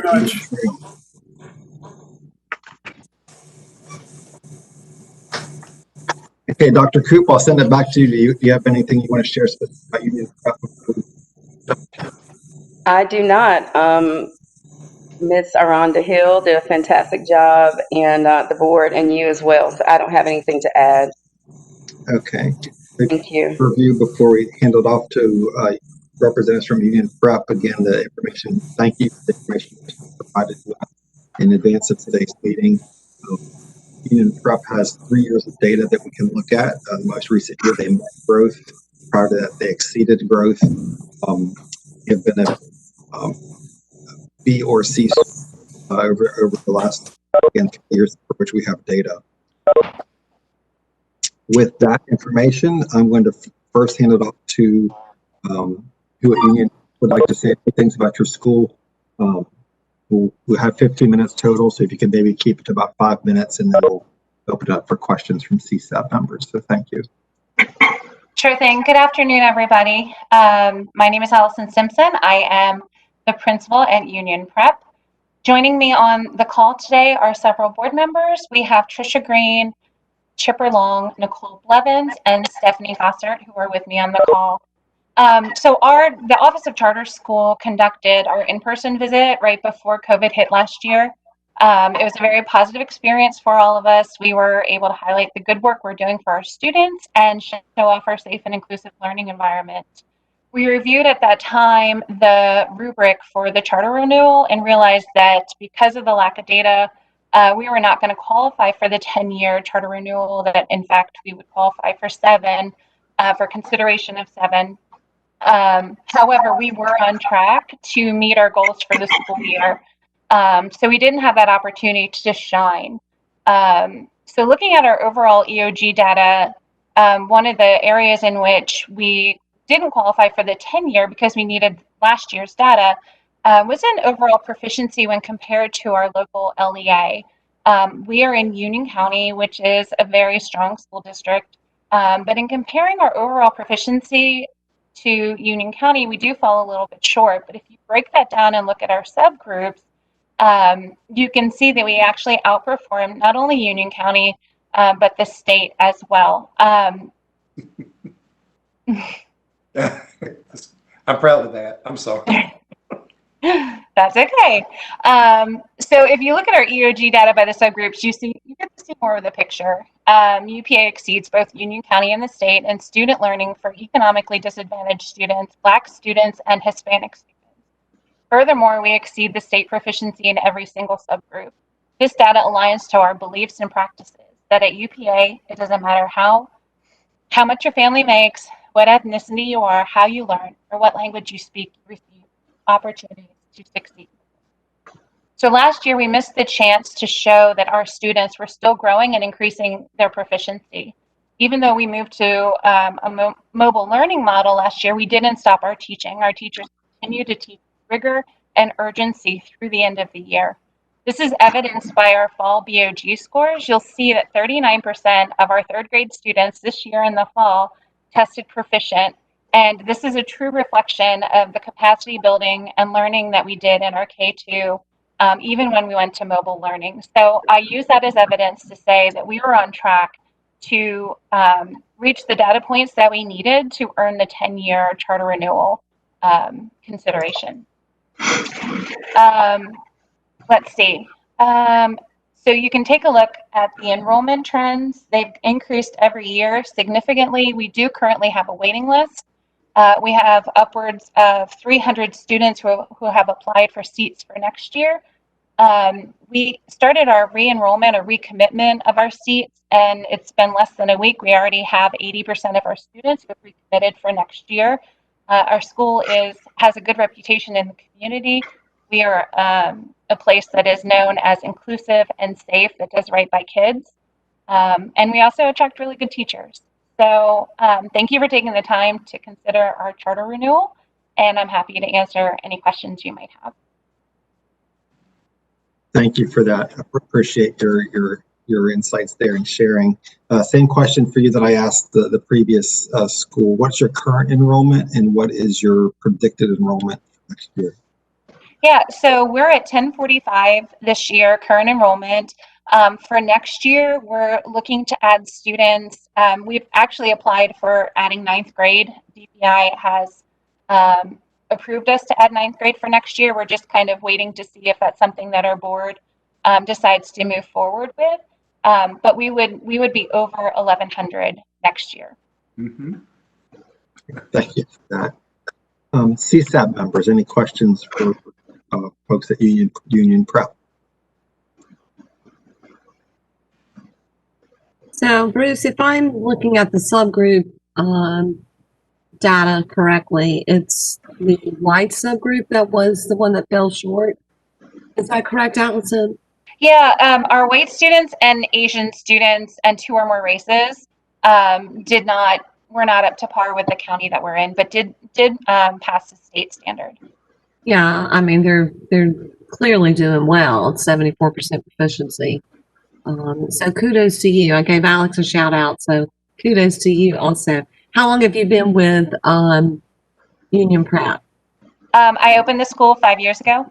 That's what I thought. Okay, thank you. You're welcome. Thank you, Sherry. Any other questions from CSAB members?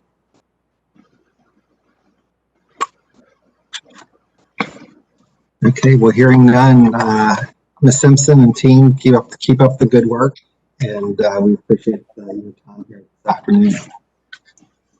Thank you very much. Thank you. Last but not least, Central Wake High School. Dr. Coop, you had mentioned this is different than the other two. Do you want to give a little bit of background before we go into this discussion? Sure thing. But I chuckled a little bit when Chip chuckled, because I too was very excited about the demographical data for the school, and they've worked really, really hard since they opened a couple of years ago. So moving forward, Central Wake High School is a dropout prevention school. So the data that they're going to share with you will it'll explain to you a little bit about their intake and their retention rate, but they also have a few additional angles that they want to share. So their board members and administrators are on the line and all prep ready to go. Thank you, Dr. Cooper. And You're good welcome. afternoon, everyone from Central Wake. We appreciate your time here this afternoon. Who would like to kick it off in terms of sharing a little bit about your school and the renewal process? So my name is Tom Hanley. I am the founding principal for Central Wake High School. We are here in our 5th year to speak to you about our renewal process. With me, we have our CEO, Angela Whitford-Narine, and Mark Warren as our accountability consultant, as well as our board members. We have Asa Fleming, our board president, and he's going to introduce the other members. Yes, thank you, Principal Hanley.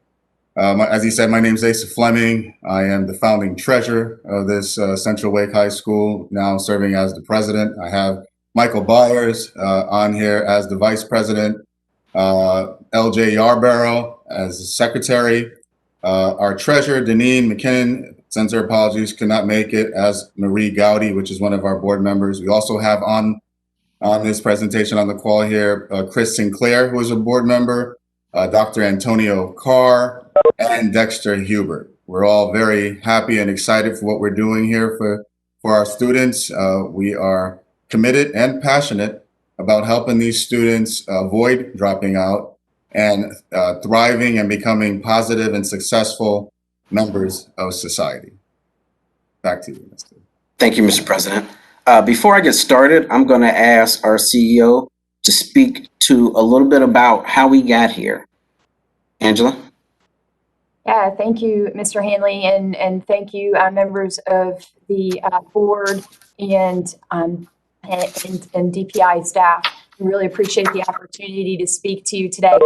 Before Mr. Hanley takes you through Central Wake's outcomes, I wanted to spend just a few minutes, having been involved with this school at its inception, to remind you and to thank you for some very critical work that's been accomplished to pave the way for dropout prevention and recovery schools like ours to exist and to thrive in North Carolina. In order for Central Wake High School and its sister schools, Commonwealth and Stewart Creek High Schools in Mecklenburg County, to serve the population of high school students that have dropped out or are in extreme danger of dropping out, several key policies had to be developed by the Office of Charter Schools and your Charter School Advisory Board to include adoption by the State Board of Education as well. Our first big challenge upon entry was funding. As you know, schools in North Carolina are funded based on their 20-day ADM. As you may or may not know, our students are coming to us primarily on direct referral from a guidance counselor, social worker, a caring individual from the public high school who sees that they are losing or have lost these students. But as you can probably imagine, they are also working really hard to be as successful as they can with these students. So oftentimes the referrals to our schools are coming to us at grading periods, at semester breaks. It's not always the typical at the beginning of the school year. The solution was you adjusted funding for schools like ours to the 5th month ADM, which created an opportunity for us to have funding that's stabilized and reflective of our students served. The second big challenge was our alternative charter school designation. So when we first started, there was no opportunity for a charter school to be designated as an alternative school. The solution was an amendment to policy, which clarified that eligible charter schools can be designated as alternative schools if their student population met defined eligibility requirements or criteria. Much related was our third, very large challenge, and you all played such a significant role in that. And that was the creation of, or when we first started, an absence of an alternative accountability model designed to accurately measure the success of a non-traditional school like ours. Tom will quickly take you through, again, what our students look like, but at a high level, on average, they're coming to us almost 18 years old, less than half of their high school credits earned, reading at the 5th grade level, performing math at the 6th grade level. Obviously, our biggest and first focus is basic skill remediation. That traditional school grading accountability model didn't adequately measure for student progress or reflect the performance and impact of schools like ours. Your solution was the creation of the alternative accountability option C. The State Board of Education adopted this policy as it was developed and designed by your Charter School Advisory Board, and great work by your Office of Charter Schools. It's fast becoming a national model for alternative accountability. And what it did is it allows us to stand in front of you today and talk you through outcomes that align with our mission, and give our students, our schools, our staff an opportunity to really and truly reflect this is what success should look like in a dropout prevention world. Last but not least, one of the bigger challenges we also face relates to the process we're going through right now. Initially, charter school renewal criteria was heavily weighted on those traditional accountability metrics and a charter school's performance against its LEA's general student population. Obviously, it didn't consider the unique nature of our student population or the measures for success that recognize the accomplishment of our mission. In response, you amended the charter school renewal policy to ensure that this process recognized our performance on option C and also considered the many unique services our model is providing to their fragile and special student population.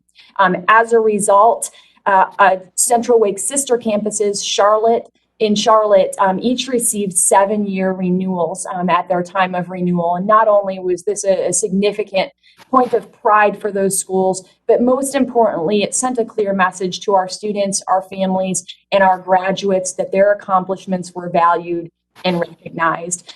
So again, because of the critical policy responses, you have paved the way for Central Wake. Again, I'm excited for Tom to take you through our outcomes, but I want to brag about 222 students in our first 4 years that were not on track, had lost hope of graduating. But because of our small school model, individualized approach, significant focus on skill remediation, intensive wraparound social services, and our post-secondary planning support, they're now positioned for success. So thank you so much for the opportunity. I want to give a special thank you to Mr. Machado and Dr. Cooper for their constant guidance and support. This is a team that makes us better every day. So thank you for all that you do. And with that, I'll turn it over to Mr. Hanley to talk to you about our outcomes. Very good. Thank you. So who are we and what do we do? Our mission is to help students earn a high school diploma, and these students, for the most part, are very much at risk. 86% of them are economically disadvantaged. The average age is 17.4 years of age. They are 2 or more years behind their graduation cohort. They read at the 5th grade level on average. Their math skills are at the 6th grade level on average. And their average number of high school credits are 9. Their previous GPA is 1.1 on average. And over 58% of our students are working full or part-time. Now, keep in mind, this is before COVID. These numbers are increasing significantly, as well as the number of students that are responsible for caring for their child or a child of a family member. This has increased as well. Would you go to the next slide, please?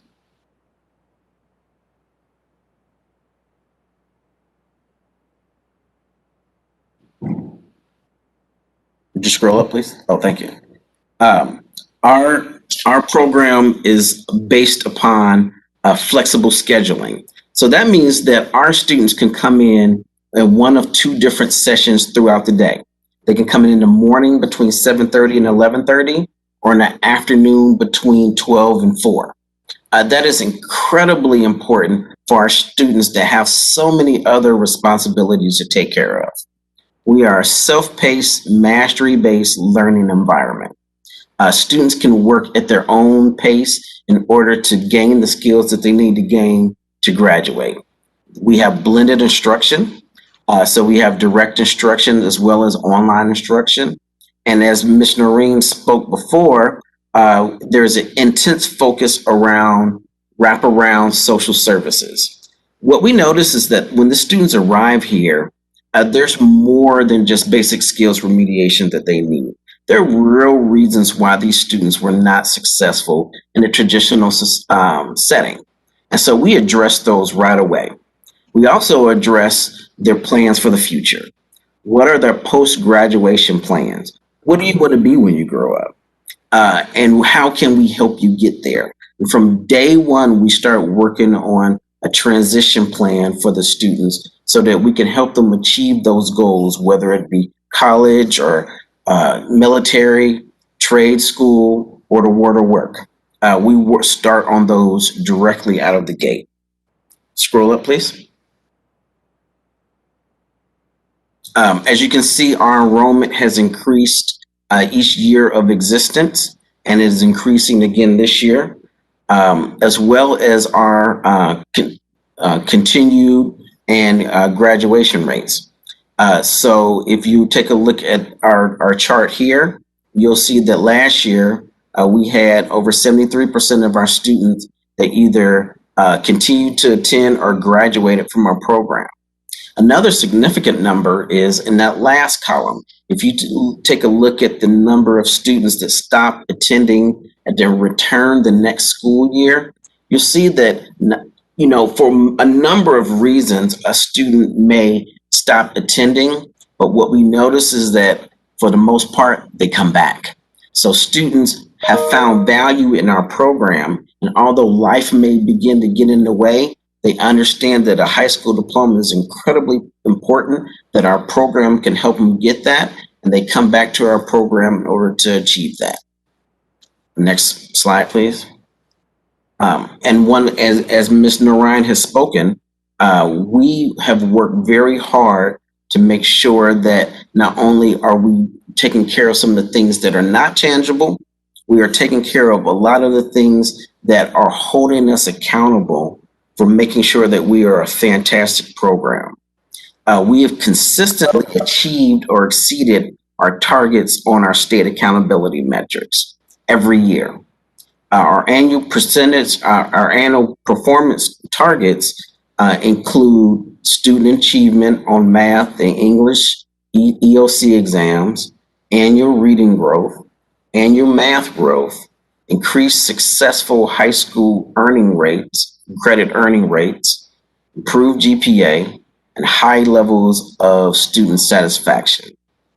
The potential outcomes were either emerging, effective, or highly effective as our ratings. And every year we've achieved the rating of highly effective. And if we took a look at even for last year, minus the EOC data, we would have achieved highly effective as well, which is the highest rating we could have achieved. Next slide, please. And this is just a visual representation of that. But even more than that, it comes down to the individual stories of the students. If you go to the next slide. This is Antonio.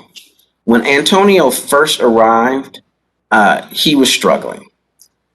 He had just turned 19 and he wanted to get his high school diploma. But to be quite frank with you, he didn't have the motivation or the self-confidence in order to do it. But with the push of his aunt, with the push of the staff, and with the push of his peers at our school, he was able to achieve that. He wanted to get his high school diploma by his 20th birthday, and he was able to do that, but only missing by 3 weeks. When he left, he applied and was accepted to Charlton University, and he began classes of January of 2019. He took a semester off this semester to help his family by working at Amazon, but he fully intends on finishing his degree, going back next semester in order to get it done. We are incredibly proud of him and all the students like him who have seen the importance of coming back to a flexible environment that understands their situations and are able to help them get their high school diploma. We're very proud of him. We're very proud of our staff, and we're very thankful to our board for giving us an opportunity to be able to serve both Southeast Raleigh and the rest of Raleigh in helping students reclaim this dream of a high school diploma. Thank you very much for that, and thank you for all who are here today and to share a little more about the great work that you're doing. We really appreciate that. And thank you too for sharing a little bit of the information about your recruiting effort and working with the local school district. And that's, I think, a good reminder too that yours is a different type of recruiting than right. So I'm going to open it up now for any of the fellow CSAB members who may have a question. Bruce, I do not have a question. I have a comment.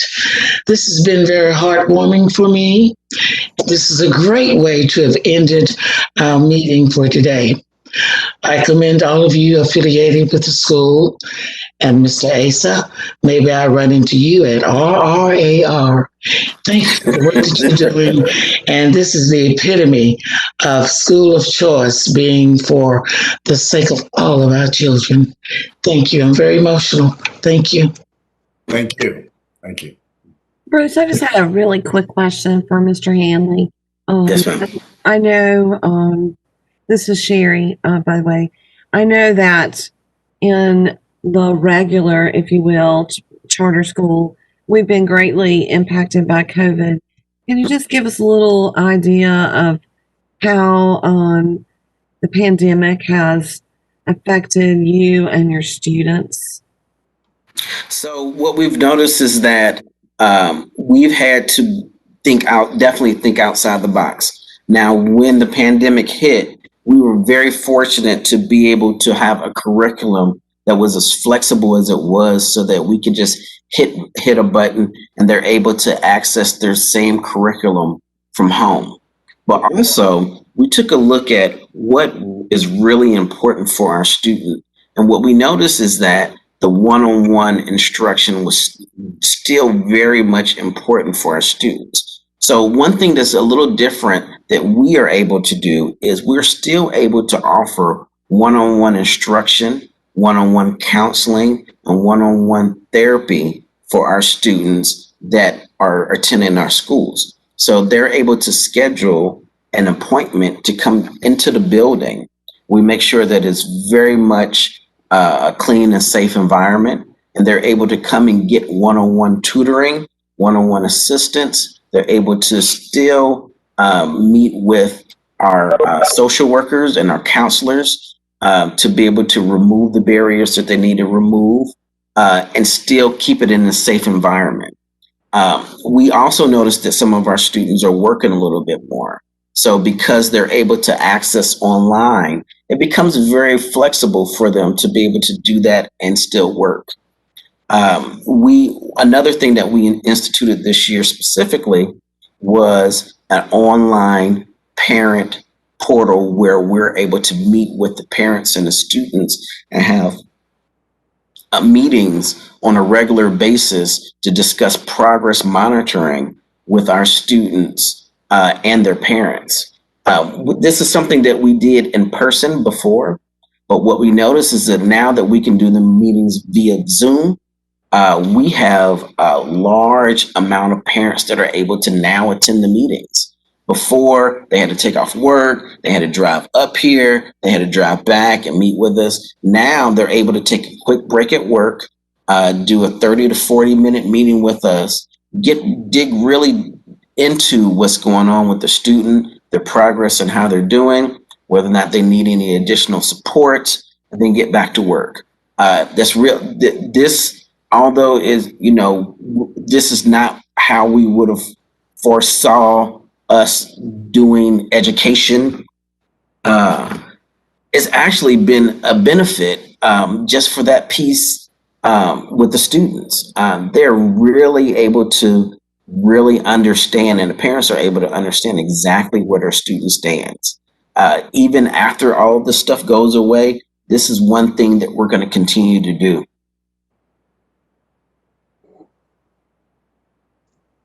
Thank you very much. Mm-hmm. Yep, thank you. Any other CSAB members have any questions or comments? Okay, well, hearing none, thank you again for the entire team. And that was, as Hilda said, a very inspiring, not just presentation, but the work that you're doing. Thank you so much. Obviously a challenge to make sure all students have the opportunities to learn and the equitable distribution of high quality education. So thank you. Thank you. I think that concludes the review of the renewals. Dr. Cooper and maybe Mr. Machado, just a thought. I know we're having a project in the renewal, and I don't even know if this is allowed. I know like the last month's meeting, I think Chair Quigley presented the idea that schools that have a 3-year renewal, should we even have such thing in the lack of data from last year? Possible that this year's data is getting more helpful or valid state. So I know we're going to put a little bit next more. Excuse me. I'm left to wonder here today too, though, if we should, and if we could maybe tomorrow talk about two, for example, here today, readily admitted they had data from last year.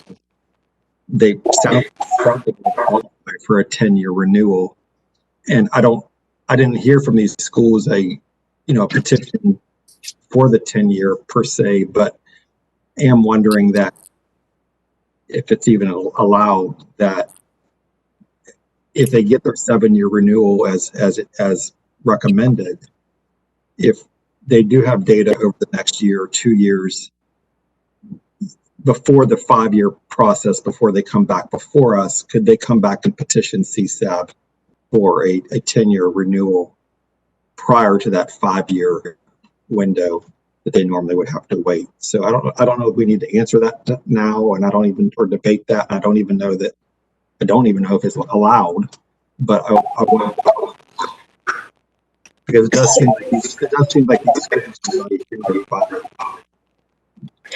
So follow the route. And I'm having a little bit of issue with audio. Some of the words got a little bit chopped up, but Mr. Friend, help me to understand. You're asking about the 7-year schools and their potential for 10 years? Yes, so it's my understanding, and correct me if I'm wrong, that, like, for example, the 2 schools I heard from today,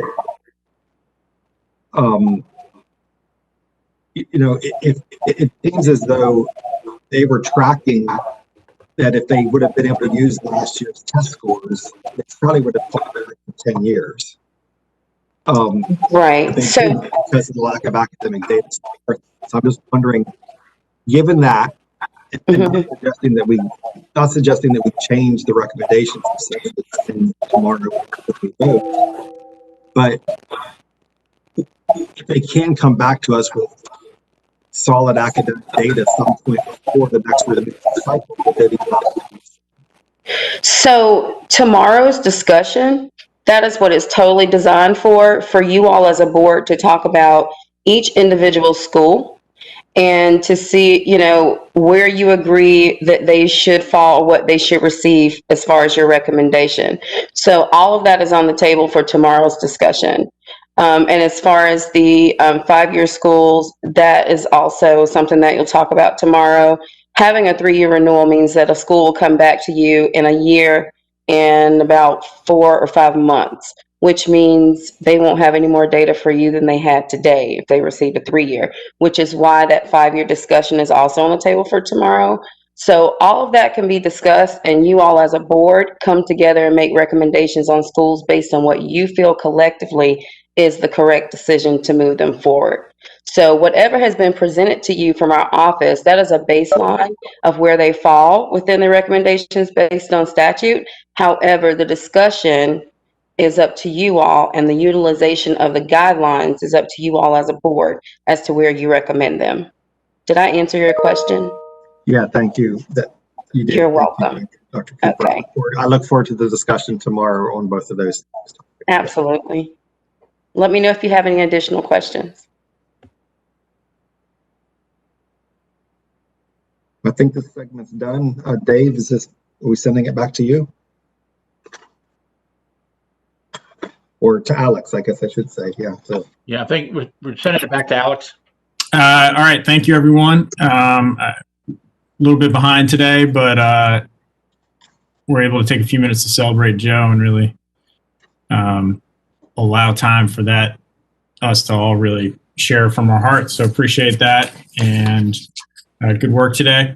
And we'll see you back tomorrow. Any other announcements, Dave? No, not at all. Great meeting. Thank you. And 9 o'clock tomorrow. All right. Motion we adjourn.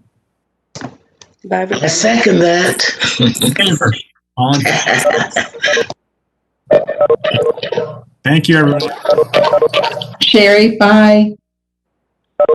So you can hear me. Great.